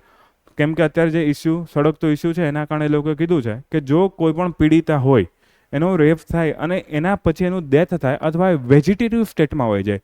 વેજીટેટિવ સ્ટેટનો મિનિંગ એ છે કે એ બેભાન અવસ્થામાં હોય, એનું બ્રેન ડેડ થઈ ગયું હોય અથવા તો એમાં હલનચલનની કેપેસિટી ના હોય. તો એવી કોઈ પણ રીતે એવું થાય કે ભાઈ કોમા જેવી પરિસ્થિતિ આવી જાય અને વેજીટેટિવ સ્ટેટ કહેવામાં આવે છે. તો કાં તો વેજીટેટિવ સ્ટેટ હોય કાં તો મૃત્યુ થાય. તો જે પણ વ્યક્તિ આ કૃત્ય કરેલું છે એને મૃત્યુદંડ સુધીની સજા થઈ શકે છે. ઓકે, સેકન્ડ વસ્તુ એ લોકો લખેલી છે કે ભાઈ જે જૂના કાયદા છે એમાં કેટલી સજા છે, તો એમાં અલગ અલગ છે. મિનિમમ 10 વર્ષની, મિનિમમ 20 વર્ષની, અને કોઈ એક્સ્ટ્રીમ કેસીસ હોય તો એવા એક્સ્ટ્રીમ કેસીસમાં એ લોકોએ કીધું છે કે ભાઈ અમે આજીવન કેસ સુધી પહોંચાડી શકીશું. બાકી નોર્મલ સજા 10, 20 અને પછી કોઈ એક્સ્ટ્રીમ કેસ હોય તો આજીવન કેદ અથવા તો મૃત્યુદંડમાં જે છે પહોંચાડી શકીશું. એમાં પણ સેમ વસ્તુ મૃત્યુમાં અથવા વેજીટેટિવ સ્ટેટમાં.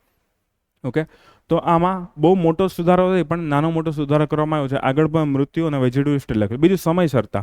એ લોકોએ કીધું જેટલા પણ કેસ એનો ફાસ્ટ નિકાલ થવો જોઈએ. ફાસ્ટ એટલે કે કેટલો ફાસ્ટ, તો કે ભાઈ 21 દિવસ પ્લસ 30 દિવસ. કે ભાઈ સૌથી પહેલાં એ કીધું કે ભાઈ જે પ્રારંભિક રિપોર્ટ આવે, પેલો રિપોર્ટ આવતો હોય એના 21 દિવસની અંદર જે બધી તપાસ થઈ જવી જોઈએ, ઇન્વેસ્ટિગેશન થઈ જવું જોઈએ, અને પછી નેક્સ્ટ 30 દિવસની અંદર ટ્રાયલ પૂરી કરી દેવાની. તો મતલબ ઓલમોસ્ટ 2 મહિનાની અંદર જે છે બધો કેસ સોલ્વ થઈ જવો જોઈએ. અને સજા પણ મળી જવી જોઈએ. તો એટલો ટાઈમ પિરિયડ આપેલો 2 મહિના કરતાં પણ ઘણો ઓછો જે છે થાય. અને આમાં જો કોઈ પણ અધિકારી એવું લાગશે કે વિલંબ કરે છે, એ પોતાનું કામ પ્રોપર રીતે નથી કરતા, એની એફિશિયન્સી ઓછી છે, સ્પીડ ઘટાડવા માટે કોઈને કોઈ બાનું કરે છે, તો એને પણ સજા થશે. એ ઓફિસર પછી પોલીસ ઓફિસર હોય કે મેડિકલ ઓફિસર હોય, એને પણ એ સજા થવાની છે. બીજું, જેટલા પણ મેડિકલ ઓફિસર જે છે હોસ્પિટલમાં કામ કરતા હોય અને ઘરથી દૂર અવન જવન કરતા ટ્રાન્સપોર્ટેશન કરતા હોય, એવા લોકોને પણ પ્રોટેક્શન આપવામાં આવ્યું છે, કેમ કે જેથી હોસ્પિટલમાં કામ કરવાવાળા લોકોને કોઈ પ્રોબ્લેમ ના થાય. અને આ 21 દિવસ અને 30 દિવસ થશે કેમ કે ઓલરેડી કોર્ટમાં તમને ખબર છે કેટલા કરોડો કેસ પેન્ડિંગ હોય. તો એ લોકો કીધું ભાઈ અમે ફાસ્ટ ટ્રેક કોર્ટની સ્થાપના કરશું. તો લગભગ અલગ અલગ જિલ્લા વાઇઝ લગભગ 52 કોર્ટની સ્થાપના કરવાનું એ લોકોએ કીધેલું છે, કે જેમાં ખાલી આવા પ્રકારના કેસીસ હેન્ડલ કરવામાં આવશે, બીજા કોઈ કેસ હેન્ડલ કરવામાં નહીં આવે. તો ફાસ્ટ ટ્રેક કોર્ટની પેલી કીધી છે. બીજો એક ટાસ્ક ફોર્સ બનાવવામાં આવશે. ટાસ્ક ફોર્સનું હેડિંગ કરવામાં આવશે કોઈ પણ ડીવાયએસપી દ્વારા. એ ડીવાયએસપી શું કરશે, આ એવી ટાસ્ક ફોર્સ બનાવશે અને એમાં મહિલા અને બાળકો સામેના જેટલા પણ ગુના હશે એનું રિસર્ચ કરશે, એની માહિતી ભેગી કરશે, એની કોઈ ઇન્વેસ્ટિગેશન કરવાનું, કોર્ટમાં જવાનું. તો એ બધું કામ એક ઓફિસરની અંતર્ગત આપવામાં આવશે અને એની આખી ટાસ્ક ફોર્સ, મતલબ એની અંદર બીજા પેટા ઓફિસર્સ હોય, કોઈ આખી ટીમ હોય, મેડિકલ ટીમ હોય, સાયન્ટિફિક ટીમ હોય, અને એ લોકો આ બધાનું ચેકિંગ ને એ બધું કરતા રહેશે, ઇન્વેસ્ટિગેશન ને એ બધું. તો આ ટાસ્ક ફોર્સ જેટલું સારું કામ કરે એટલા આ કેસ ઝડપથી સોલ્વ થશે. આ કેસ ઝડપથી સોલ્વ કરવા માટે ખાલી ટાસ્ક ફોર્સ નહીં, ફાસ્ટ ટ્રેક કોર્ટ પણ જે છે ઝડપથી કામ કરવી જોઈએ. ઓકે, પણ આમાં અગેન પાછો ઇસ્યુ આવશે ને કે તમે કોર્ટને એવું કહો છો કે 30 દિવસમાં કેસ નિકાલ કરવાનો. તો તમને ખબર છે ડિસ્ટ્રીબ્યુશન ઓફ પાવરનો ઇસ્યુ છે ભારતમાં. એક્ઝિક્યુટિવ હોય, લેજિસ્લેટિવ હોય, જ્યુડિશરી હોય, ત્રણે અલગ અલગ છે. ત્રણે એકબીજાને કોઈ ઓર્ડર બોર્ડર ના આપી શકે. હા, સાથે મળીને કામ કરી શકે. એટલે વળી પાછું કદાચ કોર્ટ એમ કહે કે ભાઈ આ 30 ના 35 દિવસ થઈ ગયા, વર્ષ દિવસ થઈ ગયા, કેમ કે જો સજાની જોગવાઈ પોલીસ ઓફિસર્સ અને મેડિકલ ઓફિસરને કીધી છે કે જે કદાચ આમાં વિલંબ કરવામાં ફાળો આપતા હોય, એ કોઈ જજથી પ્રોબ્લેમ આવે તો શું કરશો, કોઈ વકીલથી પ્રોબ્લેમ આવે તો શું કરશો, તો એની કોઈ ઉલ્લેખ કરવામાં આવેલો નથી. ઓકે, તો એ ક્યાં ઇસ્યુ છે. બીજું, જે વારે ઘડે અપરાધીઓ, માની લો એકવાર છૂટી ગયો, ફરી પાછો અપરાધ કર્યો, બીજી વાર અપરાધ કર્યો, તો એ લોકો માટે પણ સખત દંડ. સખત દંડમાં અગેન એ લોકોએ એડ કરી દીધો મૃત્યુદંડ કરી નાખ્યો. બીજું, જે પણ વિક્ટીમ હોય, જે પણ પીડિત હોય, એની ઓળખનું બને એટલું રક્ષણ થાય એના માટેના પ્રયત્નો કરવામાં આવેલા છે. ભાઈ એની ઓળખ સમાજમાં છતી ના થાય, તો એને ગોપનીયતા અને ગૌરવની રક્ષા, મતલબ રાઇટ ટુ પ્રાઇવસી અને રાઇટ ટુ ડિગ્નિટી, એની રક્ષણ માટે જે છે એ પણ આમાં એક કલમ એડ કરવામાં આવેલી છે. અને જો કદાચ મેં કીધું એમ ઓફિસર જે છે એ કોઈ ભૂલ કરશે તો એને પણ દંડ થવાનું છે. પછીની વસ્તુ છે પબ્લિકેશન. કોર્ટના ખોટા રિપોર્ટ્સ હોય કે કદાચ બીજા કોઈ આડાવડા ઇન્વેસ્ટિગેશનના રિપોર્ટ હોય, જે પણ પબ્લિશ કરે કોઈ મીડિયાવાળો, રિપોર્ટવાળો, કેમ કે આવા સમયે જનરલી એક વસ્તુ એવી જોવા મળે, નાનકડી પણ ભૂલ થઈ હોય તો આ લોકો બહુ મોટો રિપોર્ટ આપી દે કે ભાઈ આની બદલે એવું કરી નાખ્યું, તેની બદલે તેવું કરી નાખ્યું. તો આ રિપોર્ટ ખોટા પ્રકારના હશે, તો એમાં ખોટી ઇન્ફોર્મેશન આપેલી હશે, તો એવા પત્રકારોને પણ દંડ થશે. Again right to freedom of speech article 19માં ઇસ્યુ આવશે આમાંથી. ઓકે, તો એ પણ જોવાનું છે. તો બિલ પાસ તો થશે, પણ કદાચ ફ્યુચરમાં કોઈ પણ વકીલ આમાં કેસ કરશે, કોઈ પણ જગ્યાએ સુપ્રીમ કોર્ટ કે હાઈકોર્ટ આમાં ચેક કરશે, તો કદાચ આમાં ઇસ્યુ આવી શકશે. આમાં નાનો મોટો સુધારો પણ કદાચ સરકારે કરવો પડે છે કર્મચારીના રક્ષણ માટેની વસ્તુ. બીજું એક વસ્તુ એડ પણ કરવામાં આવી, એસિડ અટેક્સના લોકો હોય એના માટે પણ જે છે એ સજા વધારવામાં આવેલી છે. એ લોકોને પેરોલ્સ ક્યારેય નહીં મળે, આગળ પણ પેરોલ મળવાની શક્યતા ક્યારેય રહેશે નહીં. જો એકવાર અપ્રૂવ થઈ ગયું કે આ માણસે રેપ કરેલો છે કે એણે કોઈનું મૃત્યુમાં પરિણમેલું છે, અને પેરોલ મળશે ને, પેરોલ મતલબ કે આખી જિંદગી જેલમાં જ રહેવું પડશે. કોઈ પણ ફંક્શન હોય એના માટે બહાર નીકળી શકશે નહીં એ વખતે. બીજું આમાં ઇસ્યુઝ છે, સૌથી મોટો ઇસ્યુ છે કોન્કરન્ટમાં આવે છે આઈપીસી, સીઆરપીસી. તો એડિટ તો કરી શકે સ્ટેટ, પણ એમાં અપ્રુવલ જોશે કોનું, પ્રેસિડેન્ટનું અપ્રુવલ જે છે એ જોશે. તો એના કારણે આમાં ઇસ્યુ આવી શકે છે. તો આખો વેસ્ટ બેંગાલનો જે કિસ્સો છે એ આમાં આપેલો છે. બીજું, આપણે એક જહાજ લોન્ચ કર્યું છે, એ જહાજનું નામ છે સમુદ્ર પ્રતાપ. તો અત્યારે પોલ્યુશનનો એક મેઇન ટોપિક ચાલતો હોય છે, એમાં ઓઇલ સ્પિલ નામની વસ્તુ, મતલબ કે સમુદ્રમાં ઓઇલ ઢોળાઈ જવું. હવે ઓઇલ સ્પિલ કોઈ પણ જગ્યાએ થાય, જમીનમાં પણ થાય, સમુદ્રમાં પણ થાય. કોઈ અહીંયા કોઈ ઓઇલનું ટેન્કર જતું હોય, એમાં કોઈ ખાડા ખરબચડા આવે કે ડ્રાઈવરથી કોઈ ભૂલ થાય, કોઈ એક્સિડન્ટ થઈ ગયું હોય અને ટ્રક ઊંધો વળી જાય, તો ઓઇલ સ્પિલ આપણે જમીન ઉપર પણ થવાનું છે. પણ જો સમુદ્રમાં થાય તો એને સાફ કરવું બહુ અઘરું પડે છે. હવે એ ઓઇલ જેટલું ઢોળાશે એટલું લેયર બની જશે. એ લેયરથી શું થશે, સૂર્યપ્રકાશ નીચે નહીં જાય. સૂર્યપ્રકાશ નીચે નહીં જાય તો નીચેના જીવોને ખતરો થશે. બીજું, એના કારણે ઓક્સિજનની સપ્લાય પણ જોખમાઈ શકે, કેમ કે જેટલું ઓપન વોટર હોય એટલી ઓક્સિજનની સપ્લાય થતી રહી. પણ હવે વોટર ઉપર એક લેયર આવી ગયું છે, તો ઓક્સિજનની સપ્લાય પણ ઘટી જશે, તો નીચેના પ્રાણીઓ જેટલા હશે એને ડબલ પ્રોબ્લેમ આવી, નથી સૂર્યપ્રકાશ મળતો, નથી ઓક્સિજન મળતો, તો નીચે આખી ઇકોસિસ્ટમ બરબાદ થઈ શકે. હવે આપણને ખબર છે આપણે ઓઇલનો કેટલો બધો યુઝ કરીએ છીએ, તો ઓઇલ સ્પિલના નાના મોટા કેસ તો ઘણીવાર બને. અને બીજું, ઓઇલનો સ્પિલનો એવો નહીં કે ખાલી ટ્રાન્સપોર્ટેશનથી થાય, કોઈ પાઇપલાઇન હોય એ પણ તૂટી જાય. કોઈ વાર એવું પણ હોય કે ક્યાંક આપણે માઇનિંગ કરતા હોય અને એમાંથી બહુ ઊંડું માઇનિંગ થઈ ગયું, ઓઇલના ફુવારા ઉડવા માટે. ઓકે, આખો જે મતલબ રિસોર્સિસ છે જ્યાં, એ રિસોર્સિસમાં પ્રોબ્લેમ આવી ગયો છે. કેમ કે ઘણા બધા ઓઇલના સોર્સ એવા છે સમુદ્રના તળિયેથી આપણને મળે છે, તો એના કારણે પણ કદાચ પ્રોબ્લેમ ક્રિએટ થઈ શકે છે આપણને. હવે આ જહાજ એક બનાવવામાં આવે છે ગોવા શિપયાર્ડ લિમિટેડ દ્વારા, કે જેનું નામ છે સમુદ્ર પ્રતાપ.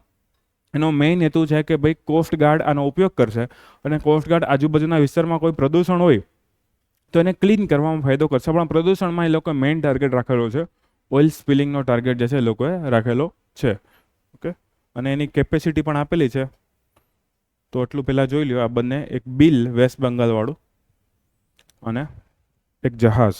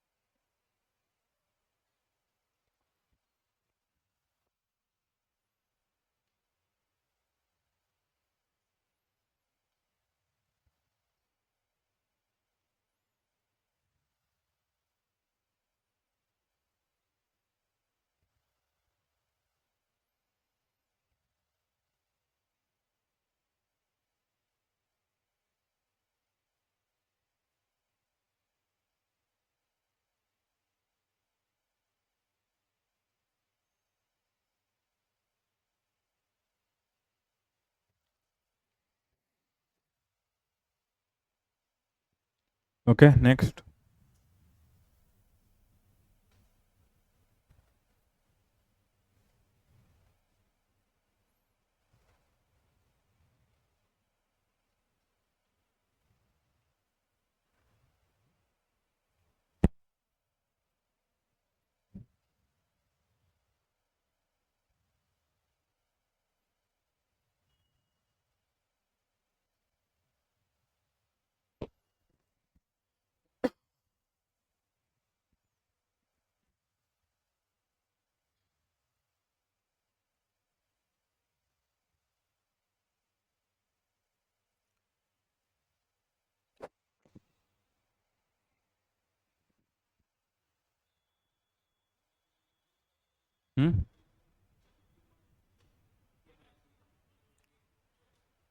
હા, આમાં એટલે જ લખ્યું કે બધા એજ ગ્રુપને એડ કરવામાં છે. ભારતીય ન્યાય સંહિતામાં એવું છે 12 વર્ષ, 18 વર્ષ એવી અલગ અલગ લિમિટ આપેલી છે.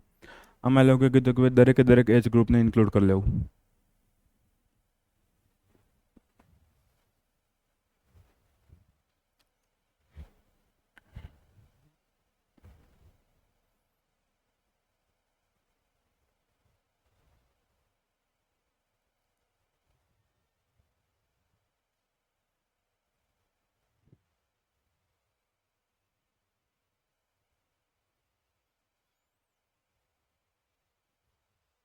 રેડી?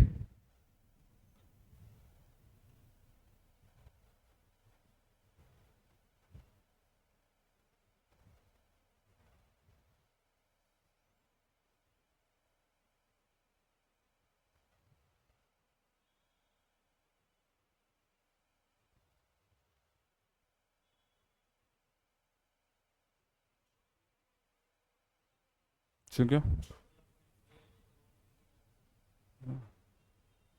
જોયું નથી મેં.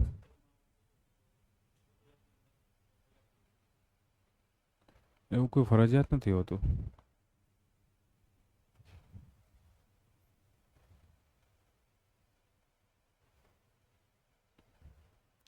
રેડી?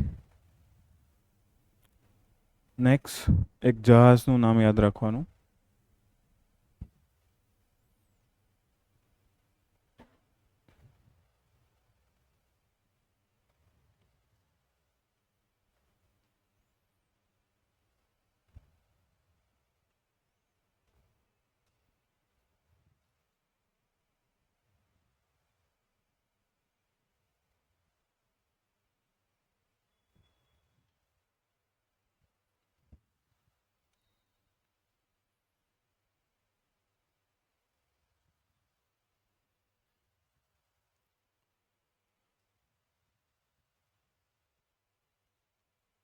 નેક્સ્ટ આર્ટિકલ છે એક સાયક્લોન જે ગુજરાતમાં આવેલું હતું. સાયક્લોન અસના અથવા આસના એને કહેવામાં આવે છે. આ નામ પાકિસ્તાન દ્વારા આપવામાં આવેલું હતું. હવે આ સાયક્લોનમાં એક નવી વસ્તુ જોવા મળેલી હતી. હવે જે લોકોએ જિયોગ્રાફી પૂરું કરેલું હોય એને આઈડિયા છે ટ્રોપિકલ સાયક્લોન સમુદ્રમાં ઉદ્ભવે. આ સાયક્લોન એવું હતું કે જેની રચનાની શરૂઆત જમીન પરથી થઈ હતી. એનું કારણ શું હતું કે ભાઈ જમીન ઉપર એક ડીપ ડિપ્રેશન મતલબ કે લો પ્રેશરનો એરિયા જોવા મળેલો હતો. આ લો પ્રેશરને એક એડિશન કરેલું હતું કે કચ્છની આસપાસ એક મોન્સૂન સિસ્ટમ એક્ટિવ હતી. આ મોન્સૂન સિસ્ટમ પણ ત્યારે જ એક્ટિવ થાય જ્યારે લો પ્રેશર હોય ત્યારે. તો એક આ લો પ્રેશર અને આ લો પ્રેશર એ બંને લો પ્રેશર જોઈન્ટ થવા માંડ્યા અને પછી જેમ જેમ કચ્છનું કોસ્ટ નજીક આવ્યું એમ ડાયરેક્ટ સાયક્લોનના બનવામાં રૂપાંતર થઈ ગયું હતું. અને ધીમે ધીમે એવું થયું કે ભાઈ આની અસર મધ્યપ્રદેશમાં, રાજસ્થાનમાં, ગુજરાતમાં, સિંધમાં, બલુચિસ્તાનમાં એટલી જગ્યાની અસર તમને જોવા મળે હતી. લગભગ 70-80 લોકોના મૃત્યુ પણ થયા હતા. પાકિસ્તાનમાં પણ 24-25 લોકોના મૃત્યુ થયા. ઘણા લાખો કરોડો રૂપિયા નુકસાન પણ થયેલું છે. તો આ સાયક્લોન અસના, તો આમાં ખાસ યાદ રાખજો આ વિચિત્ર અથવા નવું શું કામે છે તો કે ભાઈ ટ્રોપિકલ સાયક્લોનની રચના સમુદ્રમાં થાય નોર્મલ કન્ડિશનમાં, પણ આની રચના ક્યાં થયેલી છે? જમીન ઉપર. એમપી રાજસ્થાનની જે બોર્ડરનો ઝોન દેખાય જો અહીંયા એમપી છે, અહીંયા રાજસ્થાન દેખાય છે. તો એમપી રાજસ્થાનની બોર્ડર પાસે એક ડિપ્રેશન એટલે કે લો પ્રેશરનો એરિયા જે છે ક્રિએટ થયો હતો. એ લો પ્રેશરનો એરિયા અને કચ્છની આપણા ગુજરાતની આજુબાજુમાં રહેલી મોન્સૂન સિસ્ટમ એ બંને લો પ્રેશરના કારણે બની ગયું સાયક્લોન. બીજું એવું પણ કહેવામાં આવતું હતું કે ભાઈ આના 10-15 દિવસ પહેલાં બંગાળની ખાડીમાં વેસ્ટ બેંગાલ અને ઓડિશાનો એરિયા છે ત્યાં પણ એક લો પ્રેશર સિસ્ટમ એક્ટિવ હતી. પણ અત્યારે આપણે આ વાળી સિસ્ટમ યાદ રાખવાની જેનું નામ આપવામાં આવ્યું હતું પાકિસ્તાન દ્વારા સાયક્લોન અસના. અલગ અલગ કન્ટ્રીઝ છે એના દ્વારા નામ આપવામાં આવે છે, એનું આખું લિસ્ટ હોય છે. હવે આખું લિસ્ટ ગોખવા નહીં, જ્યારે પણ કોઈ સાયક્લોન આવે છે તો એ સાયક્લોનનું નામ જે છે આપણે યાદ રાખવાનું છે. તો આ એક સાયક્લોન હતું, એનું નામ હતું અસના. ભારતમાં, પાકિસ્તાનમાં બંને જગ્યાએ અસર કરી. રાજસ્થાનમાં, કચ્છમાં, ગુજરાતમાં, એમપી બોર્ડર ઉપર અને સિંધ અને બલુચિસ્તાન એટલા એરિયામાં જે છે એણે અસર કરેલી છે. ઓકે, બીજી ખાસ વાત આમાં એ હતી કે આ ચક્રવાતનો ઉદ્ભવ થયો ઓગસ્ટ મહિનામાં. જનરલી ઓગસ્ટ મહિનાની સિઝન નોર્થ ઇન્ડિયન ઓશન ઉત્તરી હિન્દ મહાસાગર માટે સાયક્લોનની સિઝન નથી. શું કામ? કેમ કે આ સમય મોન્સૂનનો હોય અને જ્યારે મોન્સૂન એક્ટિવ ત્યારે સાયક્લોન ઓછા જોવા મળે. કાં તો મોન્સૂનની પહેલાં કાં તો મોન્સૂનની પછી સાયક્લોનની. જેમ કે હમણાં સપ્ટેમ્બર ઓક્ટોબરનો સમય ચાલુ, સપ્ટેમ્બર ઓક્ટોબરમાં સાયક્લોન જોવા મળે એ નોર્મલ વસ્તુ છે. અથવા તો માર્ચ એપ્રિલ મે જૂનમાં સાયક્લોન જોવા મળે, મોટાભાગે એપ્રિલ મે જૂનમાં જોવા મળે. તો ત્યારે સાયક્લોન જોવા મળે એ નોર્મલ વસ્તુ છે. પણ જુલાઈ અને ઓગસ્ટ મહિનો એવો છે કે આખા ભારતમાં પ્રોપર મોન્સૂનનો મંથ છે. તો ઓગસ્ટમાં અત્યાર સુધીમાં કંઈક 3 સાયક્લોન જોવા મળેલા છે અહીંયા. અને એમાં પણ લેન્ડ ઉપર ફોર્મેશન થયું છે એવું સાયક્લોન જે છે આ બનેલું છે. તો આ તમારે ખાસ યાદ રાખવું પડે. શક્યતા એ વધારે છે કે આપવું છે. બાકી સાયક્લોનના બેઝિક લક્ષણોને જિયોગ્રાફીમાંથી એકવાર જોઈ લઉં. જેને થઈ ગયું છે જૂની સ્લાઇડ જોઈ લે, જેને બાકી છે હમણાં થોડાક દિવસમાં જિયોગ્રાફી ચાલુ કરશું. ઓકે, અને થઈ જશે. તો આ છે સાયક્લોન અસના. નેક્સ્ટ છે પોલિટીનો આર્ટિકલ. 23માં લો કમિશનની સ્થાપના કરવામાં આવી, કાયદા પંચની સ્થાપના કરવામાં આવી. હવે કાયદા પંચ કોઈ બંધારણીય સંસ્થા પણ નથી, વૈધાનિક સંસ્થા પણ નથી. એક પ્રકારની બિન વૈધાનિક સંસ્થા છે. મિનિસ્ટ્રી ઓફ લો એટલે કે કાયદા મંત્રાલય અથવા તો કાયદા અને ન્યાય મંત્રાલય દ્વારા તેની સ્થાપના કરવામાં આવે છે. આની શરૂઆત અંગ્રેજોના સમયમાં થઈ હતી કે જ્યારે લોર્ડ મકુલેનું પહેલું લો કમિશન એસ્ટાબ્લિશ કરવામાં આવેલું હતું. એના પછી ભારત આઝાદ થયું. 1954-56માં કંઈક પહેલું જે છે આપણે કમિશન એસ્ટાબ્લિશ કરેલું હતું MC સેતલવાડની અધ્યક્ષતામાં. ઓકે, 1955માં પહેલું લો કમિશન એસ્ટાબ્લિશ કરેલું હતું. જનરલી 3 વર્ષ માટે એસ્ટાબ્લિશ કરવામાં આવે છે અને વર્તમાનનું જે છે તમે જોઈ શકો 23મું છે. 22માં કમિશનના હજી કન્ડિશન ને રિપોર્ટ હજી પૂરા નથી થયા, પણ 23માં આપણે એસ્ટાબ્લિશ કરી દીધું 3 વર્ષ માટે. બીજું, આ 23મું એસ્ટાબ્લિશ કર્યું એને કઈ કઈ વસ્તુ ચેક કરવાની ભલામણ આપવામાં આવી છે? તો કે ભાઈ એને કોઈ વસ્તુ ઉપર રિપોર્ટ બનાવવો, કઈ વસ્તુમાં વધારે રિસર્ચ કરવી. તો સૌથી પહેલાં લોકોને કીધું કે જે DPSP directive principal of state policy છે, રાજ્ય નીતિના માર્ગદર્શક સિદ્ધાંતો, એને ચેક કરવા. એને ચેક કઈ રીતે કરવા કે ભારતના વર્તમાન કાયદા કાનૂન છે એના મુજબ ચેક કરવા કે ડીપીએસપીની સાથે સમકક્ષ છે કે નહીં. જો સમકક્ષ ના હોય તો એમાં કયા કયા સુધારા કરી શકાય છે.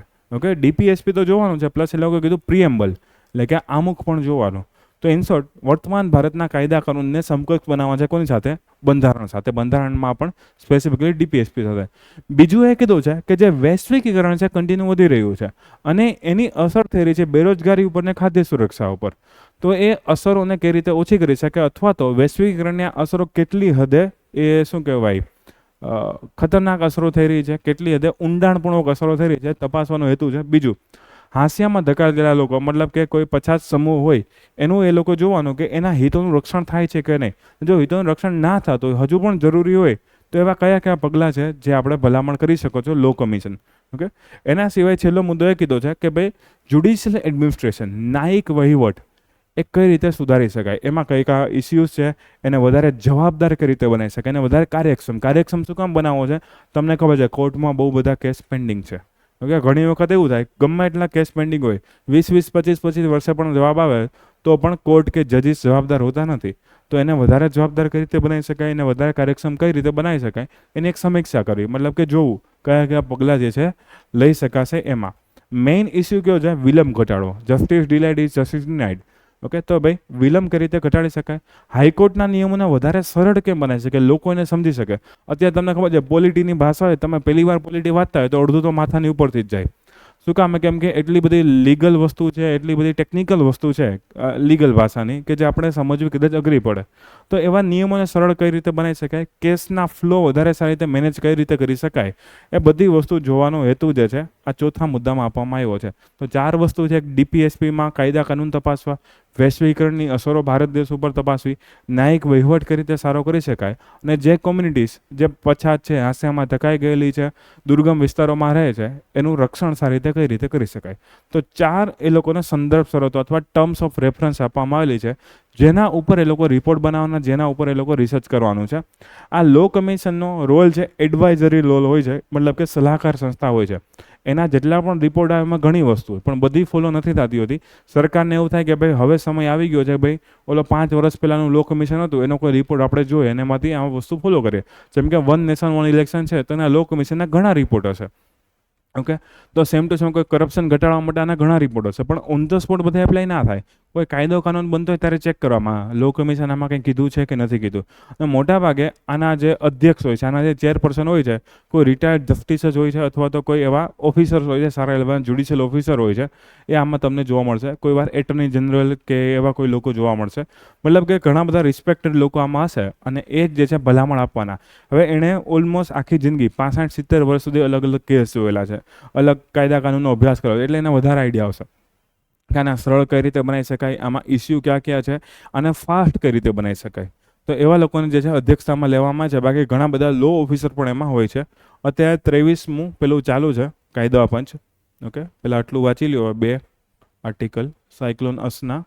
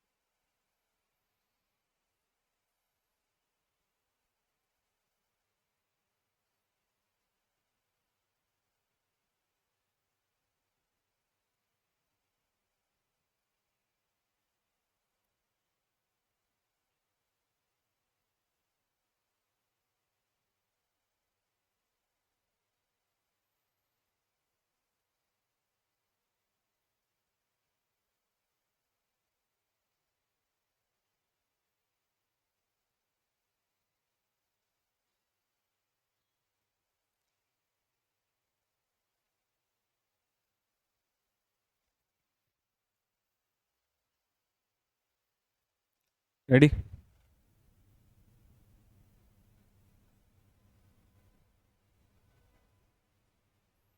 મોટાભાગે આ ઇમેજ છે ને ઊંધી હોય, અહીંયા ઉદ્ભવતું હોય અને આમ જતું હોય. આ વખતે ઊંધું છે. MP, Rajasthan, Gujarat, Arabian C.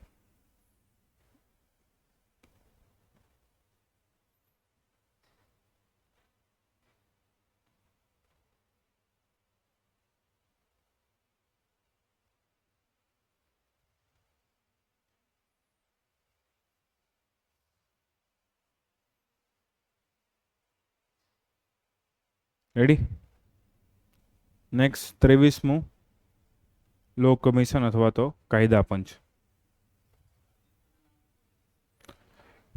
એ તો જેનું જ્યારે સાયક્લોન આવે અને જે નામ લાઈનમાં આવતું એ જ આપણે યુઝ કરવું પડે. પછી પાકિસ્તાન આપેલું, બાંગ્લાદેશ આપેલું કે લંકા આપેલું હોય.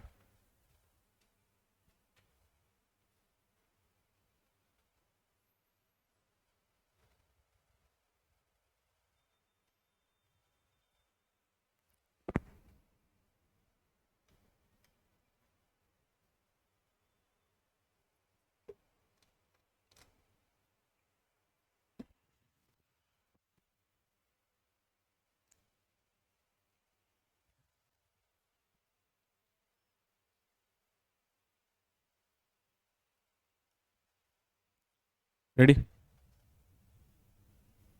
Next slide.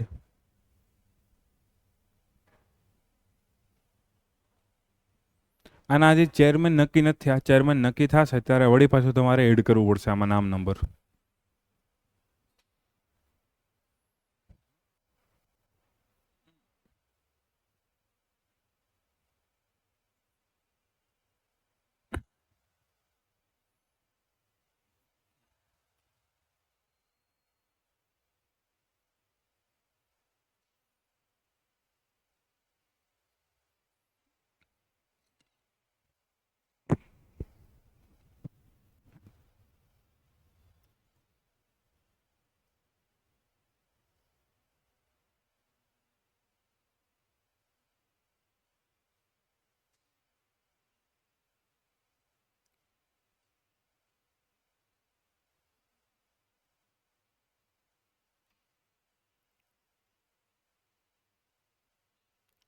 રેડી?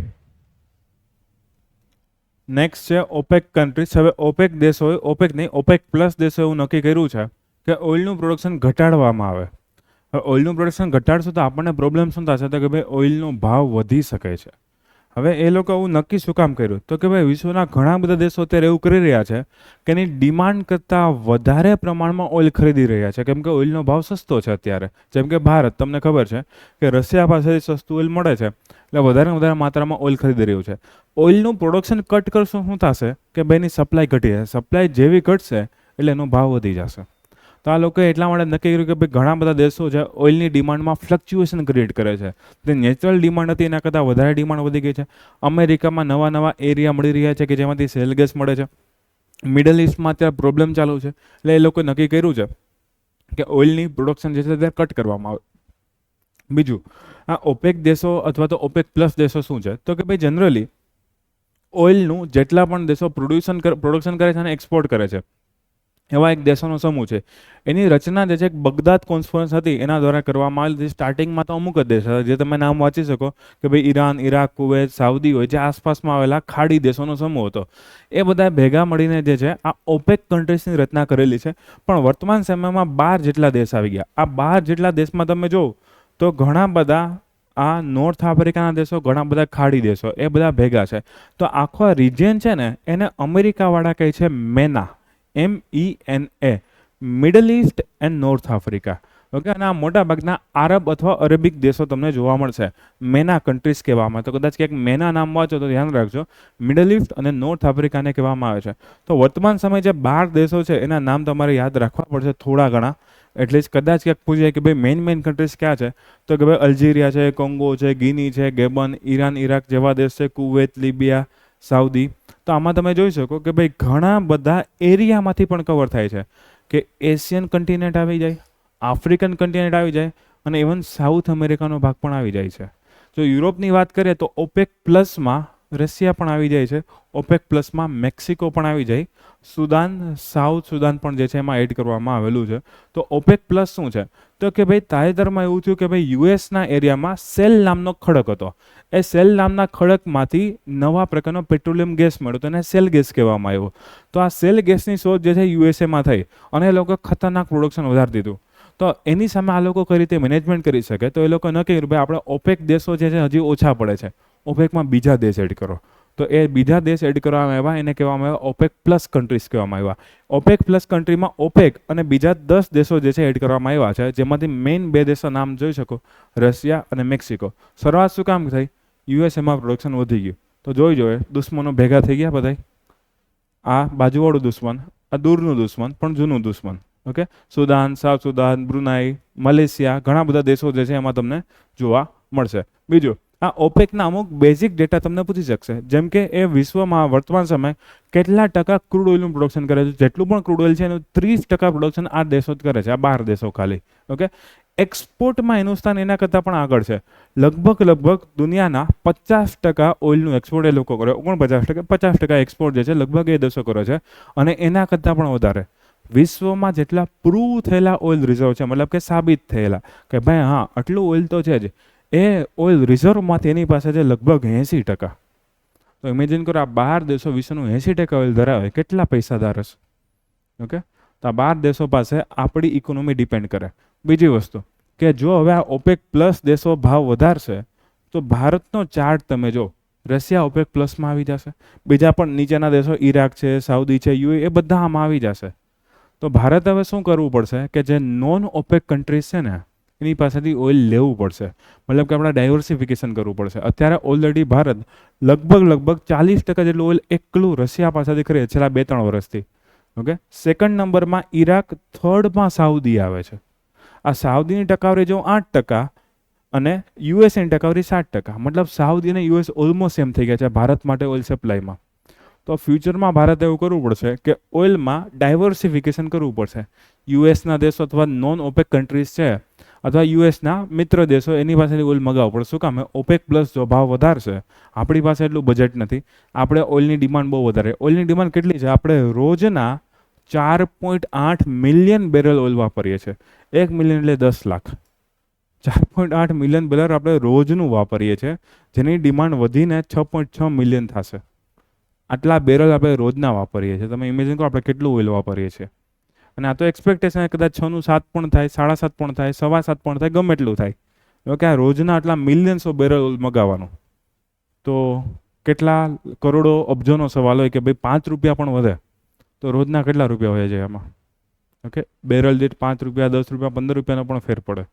કે તો આ ઓપેક પ્લસ દેશો આ ડિસિઝન લીધો છે, એના કારણે ભારત પર 2 અસરો થશે. જીડીપી ઉપર અસર થઈ શકે છે, આપણા ટ્રેડ ડેફિસિટ ઉપર પણ અસર થઈ શકે છે, આપણા વેપાર વાણિજ્યનું જે સંતુલન છે ખોરવાઈ જાય. ઓપેક અથવા ઓપેક પ્લસની જગ્યાએ આપણે બીજા દેશો ગોતવા પડશે કે જે આપણને ઓઇલની ડિમાન્ડ અથવા સપ્લાય જે છે પૂરી પાડી શકશે. ઓકે, તો વાંચતા જાઓ ઓપેક કન્ટ્રીઝ.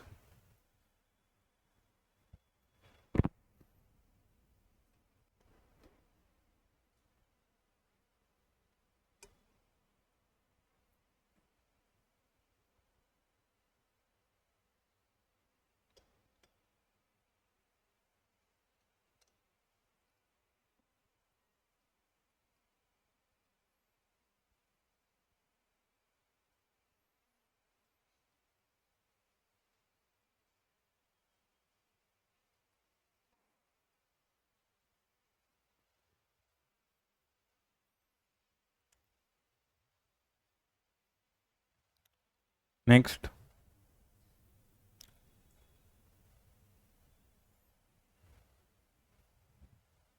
હેડક્વાર્ટર છે ઓસ્ટ્રિયામાં, જે હમણાં મોદીજી ગયા હતા 1-1.5 મહિના પહેલા. ઓસ્ટ્રેલિયા નહીં, ઓસ્ટ્રિયા. આજે યુએસએ ગયા છે, ક્વાડની સમિટ છે. તો જ્યારે 22 સપ્ટેમ્બરની ન્યૂઝ આવશે ત્યારે પાછા ક્વાડ ભણશું આપણે.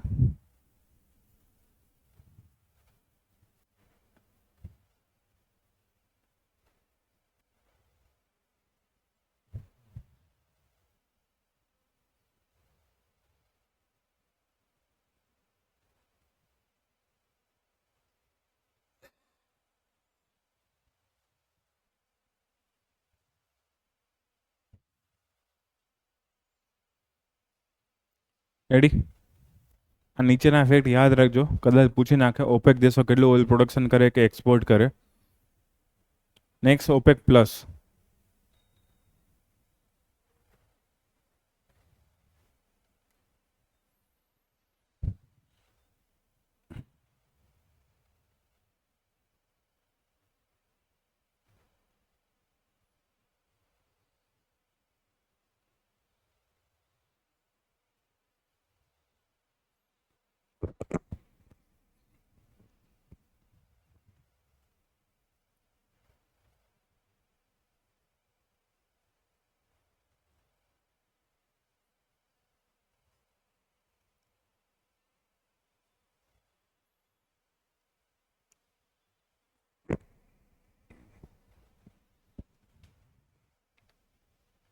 રેડી?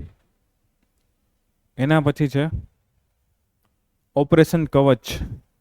તો દિલ્હી પોલીસ અને ત્યાંની નાર્કોટિક્સની ટીમ છે, એ લોકોએ એનો 5મો ભાગ ચાલુ કર્યો હતો ઓપરેશન કવચનો.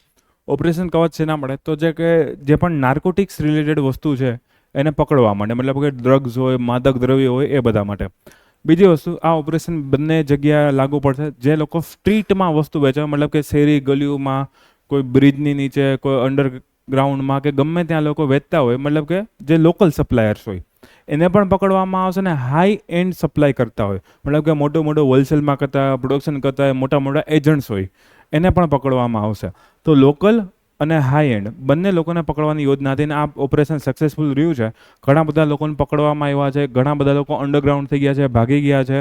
તો એના કારણે એમ કહેવામાં આવે કે ભાઈ સક્સેસફુલ છે. બીજું, જે પણ લોકો વારે ઘડીએ ડ્રગ્સ વાપરે છે એવા લોકોને પણ પકડવામાં આવશે. કે ભાઈ કોઈ એવા યુવાનો હોય કે બાળકો હોય કે જેને કોઈને કોઈ લોકો ધરાધરાથી ડ્રગ્સ આપી દેતા હોય, પછી એને રવાડે ચડાવી દે, એને ટેવ પડી જાય, અને કદાચ પછી કોઈને એનો ઇકોનોમિક લોસ થાય, એનો મેન્ટલ લોસ થાય, તો એ લોકોને કઈ રીતે બચાવી શકાય? કેમ કે યુવાનો જે છે એ ટીનેજર્સ કે ભાઈ એવી એજ હશે કે જ્યારે બહુ સમજ ના પડતી, આપણને એવું લાગતું હોય આ તો કુલ વસ્તુ છે, મસ્ત મજાની છે, પેલો ગાંજો પીવે છે, પેલો ચરસ પીવે છે, કેવા મસ્ત મજાના ફરે છે, લાવ હું ટ્રાય કરું. એકવાર ટ્રાય કરો પછી લત લાગી જાય, જેમ કેમ ચાની લત લાગી જાય આપણને. તો સેમ જે છે આ ચરસ ગાંજાની લત જે છે વધારે ખરાબ પડી શકે છે. તો દિલ્હી અને એની આસપાસના વિસ્તારમાં યુવાનોને અને બાળકોને બચાવવા માટેની આખી યોજના છે. એના માટે જેટલા પણ ડ્રગના સપ્લાયર્સને પકડવામાં આવશે એનું નામ છે ઓપરેશન કવચ.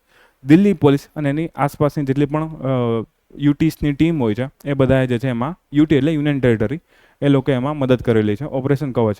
પછી એક છે સાક્ષરતાની વ્યાખ્યામાં એક નાનકડો એડ કરવામાં આવ્યો છે, મિનિસ્ટ્રી ઓફ એજ્યુકેશન. તમને ખબર છે NEP 2020, ન્યૂ એજ્યુકેશન પોલિસી 2020 આવેલી છે.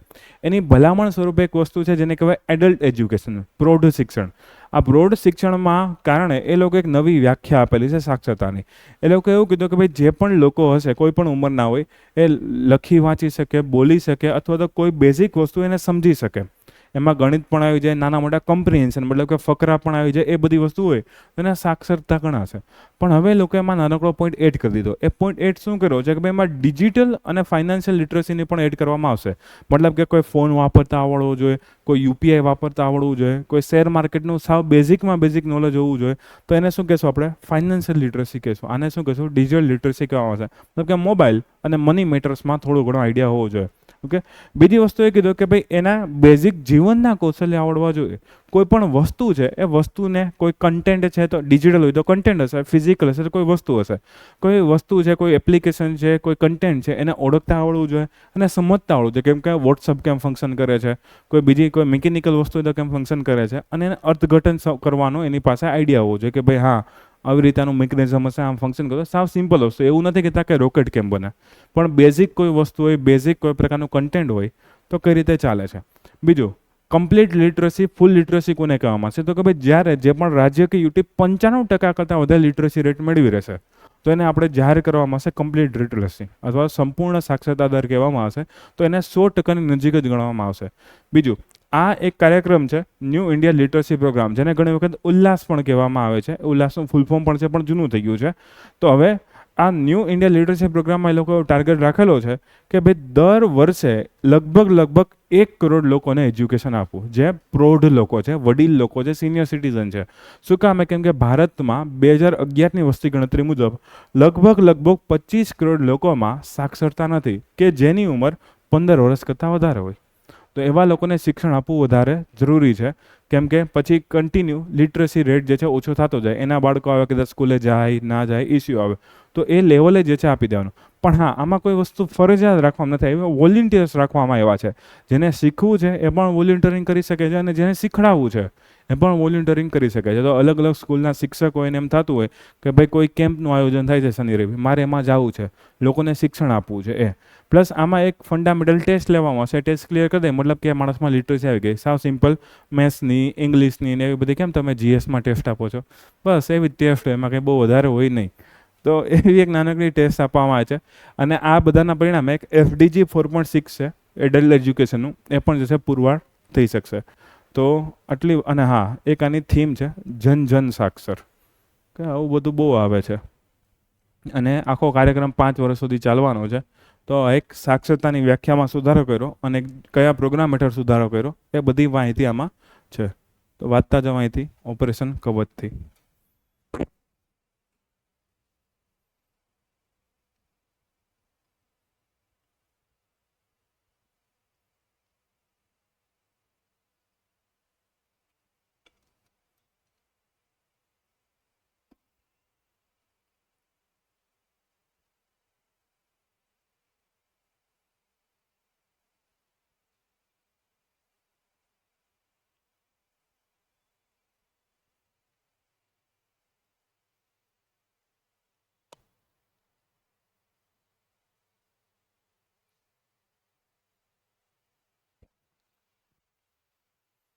Okay, next slide.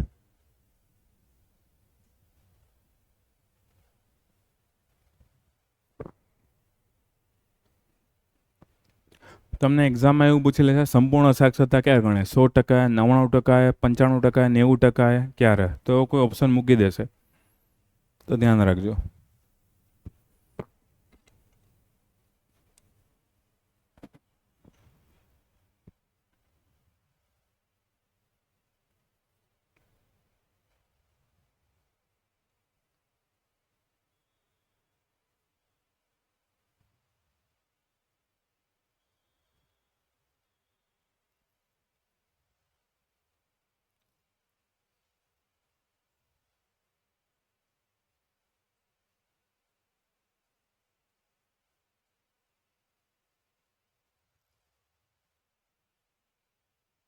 રેડી?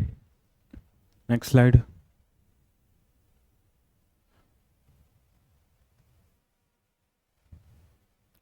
એક આ પ્લેટફોર્મ છે જેના દ્વારા ઓનલાઈન એજ્યુકેશન આપી શકાશે.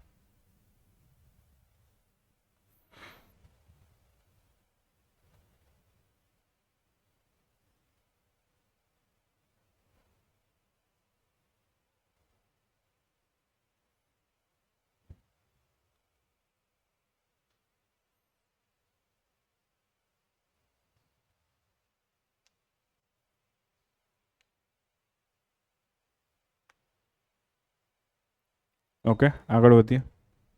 નેક્સ્ટ છે એક રાષ્ટ્રીય પોષણ માસ ઉજવવામાં આવેલો છે. મતલબ સપ્ટેમ્બર મહિનો જ્યારે પણ આવે ત્યારે આ પોષણ માસ ઉજવવામાં આવે છે. શરૂઆત 2018માં રાષ્ટ્રીય પોષણ અભિયાન લોન્ચ કરવામાં આવ્યું હતું, એનાથી હતી. બીજું, પોષણનું નામ સાંભળે એટલે આપણને એવું યાદ આવે કે ભાઈ મિનિસ્ટ્રી ઓફ હેલ્થ હશે, કાં મિનિસ્ટ્રી ઓફ સોશિયલ જસ્ટિસ હશે, કે મિનિસ્ટ્રી ઓફ ફૂડ ડિસ્ટ્રીબ્યુશન હશે. એક કોઈ મિનિસ્ટ્રી નથી, મહિલા મંત્રાલય છે. તો આમાં બહુ બધી ઇસ્યુઝ થવાના છે. મારે પણ જ્યારે નવી નવી પ્રિલિમ આપતો હતો ત્યારે આમાં બહુ ઇસ્યુ આવેલા હતા કે ભાઈ મહિલા મંત્રાલય કઈ રીતે, પણ છે તો યાદ રાખશો.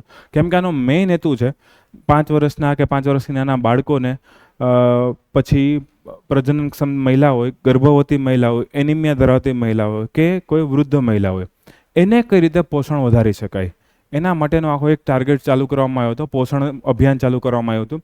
એમાં એ લોકો મેનલી શું કરતા હતા કે ભાઈ અલગ અલગ ફૂડ પેટર્ન વિશે જે છે ઓળખાણ આપતા, કે ભાઈ કઈ ફૂડ પેટર્ન સારી, કઈ ફૂડ પેટર્ન ખરાબ છે, ન્યુટ્રિશન કેમાંથી કેટલું મળી શકે છે, તમારામાં કયું ન્યુટ્રિશન ઓછું હશે, વધારે હશે, ન્યુટ્રિશનવાળું ફૂડ ડિસ્ટ્રીબ્યુટ કરવામાં આવે આ પોષણ મહિનો હોય ત્યારે. પ્લસ જે બાળકો હોય જે 6 મહિના કે એના કરતાં થોડાક મોટા થઈ ગયા હોય, એને એવું એ લોકો કહે કે ભાઈ તમે આને માતાના દૂધની સાથે બીજો ખોરાક પણ આપવાનો ચાલુ કરો, જેથી બાળક ખાવાનું નાનપણથી જ શીખે. અને એમાં પણ હેલ્ધી વસ્તુ, પેલા વેફર ને બિસ્કિટ ને એવું નહીં, ઓકે, જે ઘરમાં બનતી વસ્તુ હોય, દૂધ, ખીચડી હોય, ભાત હોય, કે એવી કોઈ વસ્તુ એ ખાવાની શરૂઆત કરી શકે. તો એવી અલગ અલગ વસ્તુ જે છે એને એડ કરવાનું કહેવામાં આવ્યું. તો એનિમિયાને કઈ રીતે રોકી શકાય, કઈ રીતે ગ્રોથનું મોનિટરિંગ કરી શકાય મહિલાઓમાં, બાળકોમાં, એમાં કમ્પ્લિમેન્ટરી ફૂડ્સ જે મેં કીધું હોય કે 6 મહિના કે એના કરતાં મોટા બાળકો હોય તો એને માતાના દૂધની સાથે સાથે બીજો ખોરાક પણ આપવામાં આવે. પોષણ બી, પઢાઈ બી, પેલો મિડ ડે મિલની સ્કીમ છે કે બીજી કોઈ સ્કીમ છે ચલાવવા માટે, ગવર્નન્સ આ બધા માટે કઈ રીતે કરી શકાય.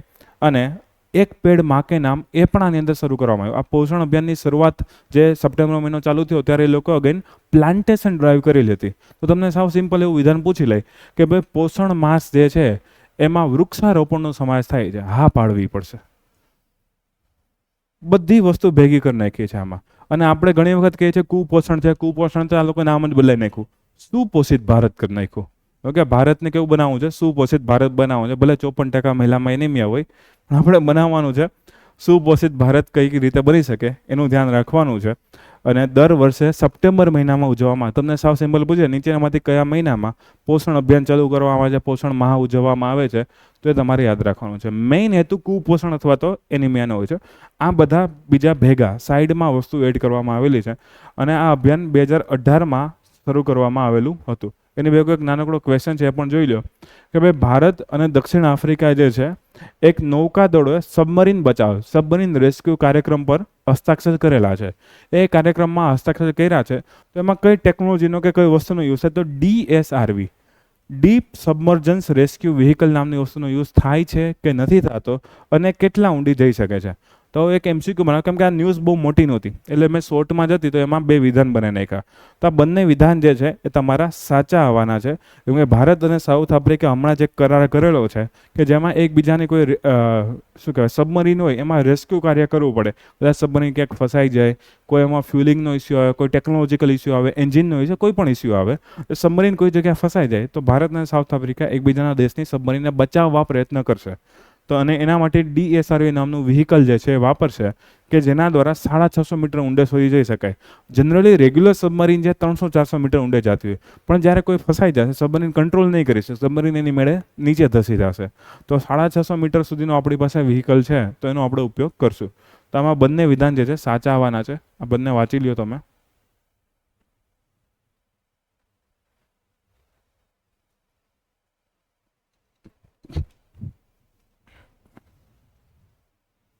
એ લોકોએ પોષણનું પણ ફૂલ ફોર્મ આપી દીધું છે. ઓકે, પોષણનો તો Gujarati meaning, Sanskrit meaning, Hindi meaning નીકળે ને, છતાંય પોષણનું પણ ફૂલ ફોર્મ છે, એ પણ ઇંગ્લિશમાં.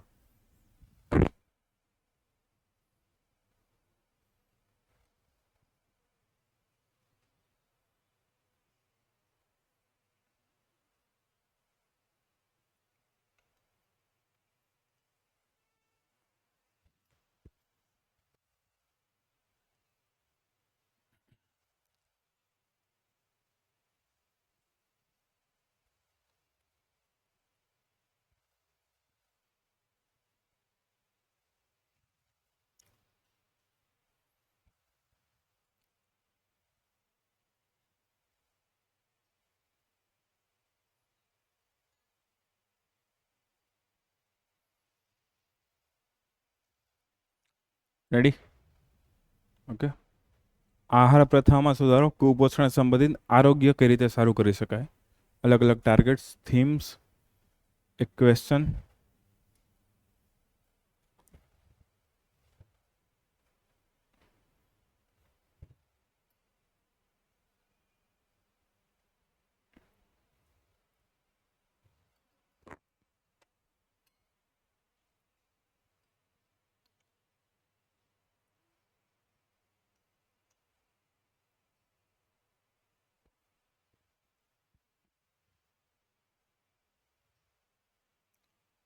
ડન? ઓકે, હવે છેલ્લા 3 પોઈન્ટ.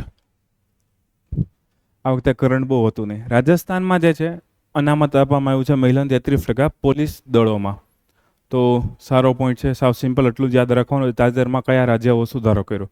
બીજું એક છે IIT દિલ્હીનું કેમ્પસ જે બનતું હતું આબુ ધાબીમાં, એ ઓપન થઈ ગયું છે, લોન્ચ થઈ ગયું છે. લોકો 2 કોર્સ પણ લોન્ચ કરેલા છે, એક એનર્જી માટેનો કોર્સ અને એક કોમ્પ્યુટર સાયન્સ માટેનો કોર્સ. તો એ 2 કોર્સ છે આબુ ધાબીના ક્રાઉન પ્રિન્સ હતા એણે જે છે ઓપનિંગ કરેલું છે. અને લગભગ 50 કે કંઈક 52-54 સ્ટુડન્ટ જે છે એને એડમિશન પણ થઈ ગયું છે. સારી વાત, કાંઈ વાંધો નહીં. અને પહેલી આઈઆઈટી જે છે ફૂલ ફંક્શનલ હોય અને ભારતની બહાર હોય. નાના નાના સેન્ટર કદાચ ક્યાંક હોઈ શકે, એડમિશન માટેના સેન્ટર, ટ્યુટરિંગની કોઈ મહેનત માટેના સેન્ટર, બટ હા, આ આખી એક કોલેજ એસ્ટાબ્લિશ કરવામાં આવી છે, આખા કેમ્પસ એસ્ટાબ્લિશ કરવામાં આવ્યું છે જે પહેલી વાર છે. તો એને પૂછવાની છે, ભલે આર્ટિકલ નાનો છે, તમને પૂછશે કે ભાઈ કઈ આઈઆઈટી કયા સિટીમાં. ઓકે, તો આ સિટીમાં. અને હા, સ્ટાર્ટિંગમાં બે મોટા કોર્સ લોન્ચ કરવામાં છે, કોમ્પ્યુટરનો અને એનર્જીનો. એનર્જી શું કામ દુબઈમાં છે, સોરી યુએઈમાં છે. આબુધાબી જે છે અહીંયા છે, દુબઈ નથી, ખાસ યાદ રાખજો કે આબુધાબી છે. એના પછીનો થર્ડ વસ્તુ એ છે કે ભાઈ હિમાચલ પ્રદેશવાળાએ લગ્નની ઉંમર વધારીને 18 વર્ષમાંથી 21 કરી નાખી. પણ અગેન એ મહિલા માટે, પુરુષની તો પહેલેથી 21 હતી, તો મહિલાની ઉંમર પણ 18થી 21. અને બીજું એ લોકોએ એવું કીધું 21 વર્ષથી નાના છે એને બાળકો કહેવામાં આવશે અને એને બાળ લગ્ન કહેવામાં આવશે, તો એને રોકવામાં આવશે. ઠીક છે, ચલો 14-15 વર્ષ હોય તો બાળકો કહે તો બરાબર છે. 21 વર્ષમાં 5-6 દિવસ બાકી રહીને બાળક કેમ કહેવું આપણે? ઠીક છે, વાંધો નહીં. બીજું, આમાં પણ સેમ વેસ્ટ બેંગાલ જેવો જ ઇસ્યુ આવશે, કેમ કે જે સિવિલ કોર્ટ છે એ પણ પેલી કોન્કરન્ટ લિસ્ટની સમવર્તી યાદીને હેઠળ આવે. તો વળી પાછો સેન્ટ્રલ ગવર્મેન્ટ સાથે પેલું તામઝામ થશે, પ્રેસિડન્ટ પૂરું કરે ના કરે એ બધું જોવું પડશે. કેમ કે પછી સેન્ટરમાં અલગ નિયમ હોય, સ્ટેટમાં અલગ નિયમ હોય, તો પછી બધાને એવો પ્રોબ્લેમ થાય, ભાઈ અહીંયા લગ્ન કર્યા તો એટલો ચાલશે, અહીંયા લગ્ન કર્યા તો 18 વર્ષે ચાલશે. તો એ વળી તો પ્રોબ્લેમ ને. પેલા બોર્ડર પાસે લગ્ન કરે તો શું કરવાનું? 18 વર્ષ ગણવાના, 21 વર્ષ ગણવાના, શું કરવાનું? તો પણ કાંઈ વાંધો નહીં, આપણે હિમાચલ પ્રદેશનું યાદ રાખશું કે એ લોકોએ 21 વર્ષની નાની મહિલા અને બાળકીઓ ગણેલી છે અને એના લગ્ન માટે મનાઈ કરેલી છે.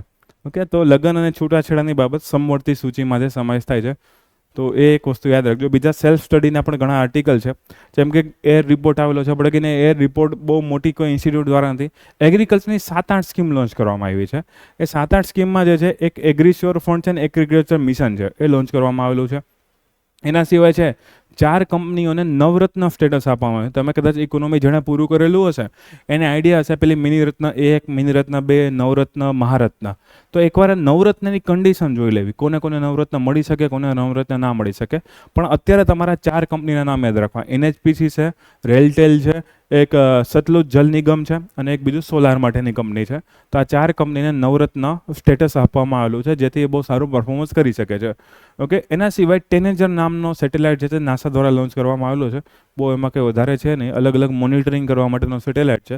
વર્લ્ડ કોકોનટ ડે છે અને એક વર્લ્ડ ટીચર્સ ડે હતો 5 સપ્ટેમ્બરે, અને આ 2 સપ્ટેમ્બરે હતો. પણ એવડા મોટા દિવસ છે નહીં કે જે તમને પૂછી શકે. અને એક છે એક એક્સરસાઇઝ કરેલી હતી આપણે કે જે સ્પેનવાળા આયોજિત કરી હતી, એમાં આપણું INS તબ્બર જે છે ગયું હતું. તલવાર ક્લાસની એક ફ્રિગેટ હતી કે જે બ્રહ્મોસ મિસાઇલ એમાં આવી શકે છે. તો આટલા શોર્ટના આર્ટિકલ છે. રેડી? તો બસ આજે અહીંયા સુધી જ છે. એકવાર જોઈ લો આ છેલ્લી એક સ્લાઇડ, 2 સ્લાઇડ.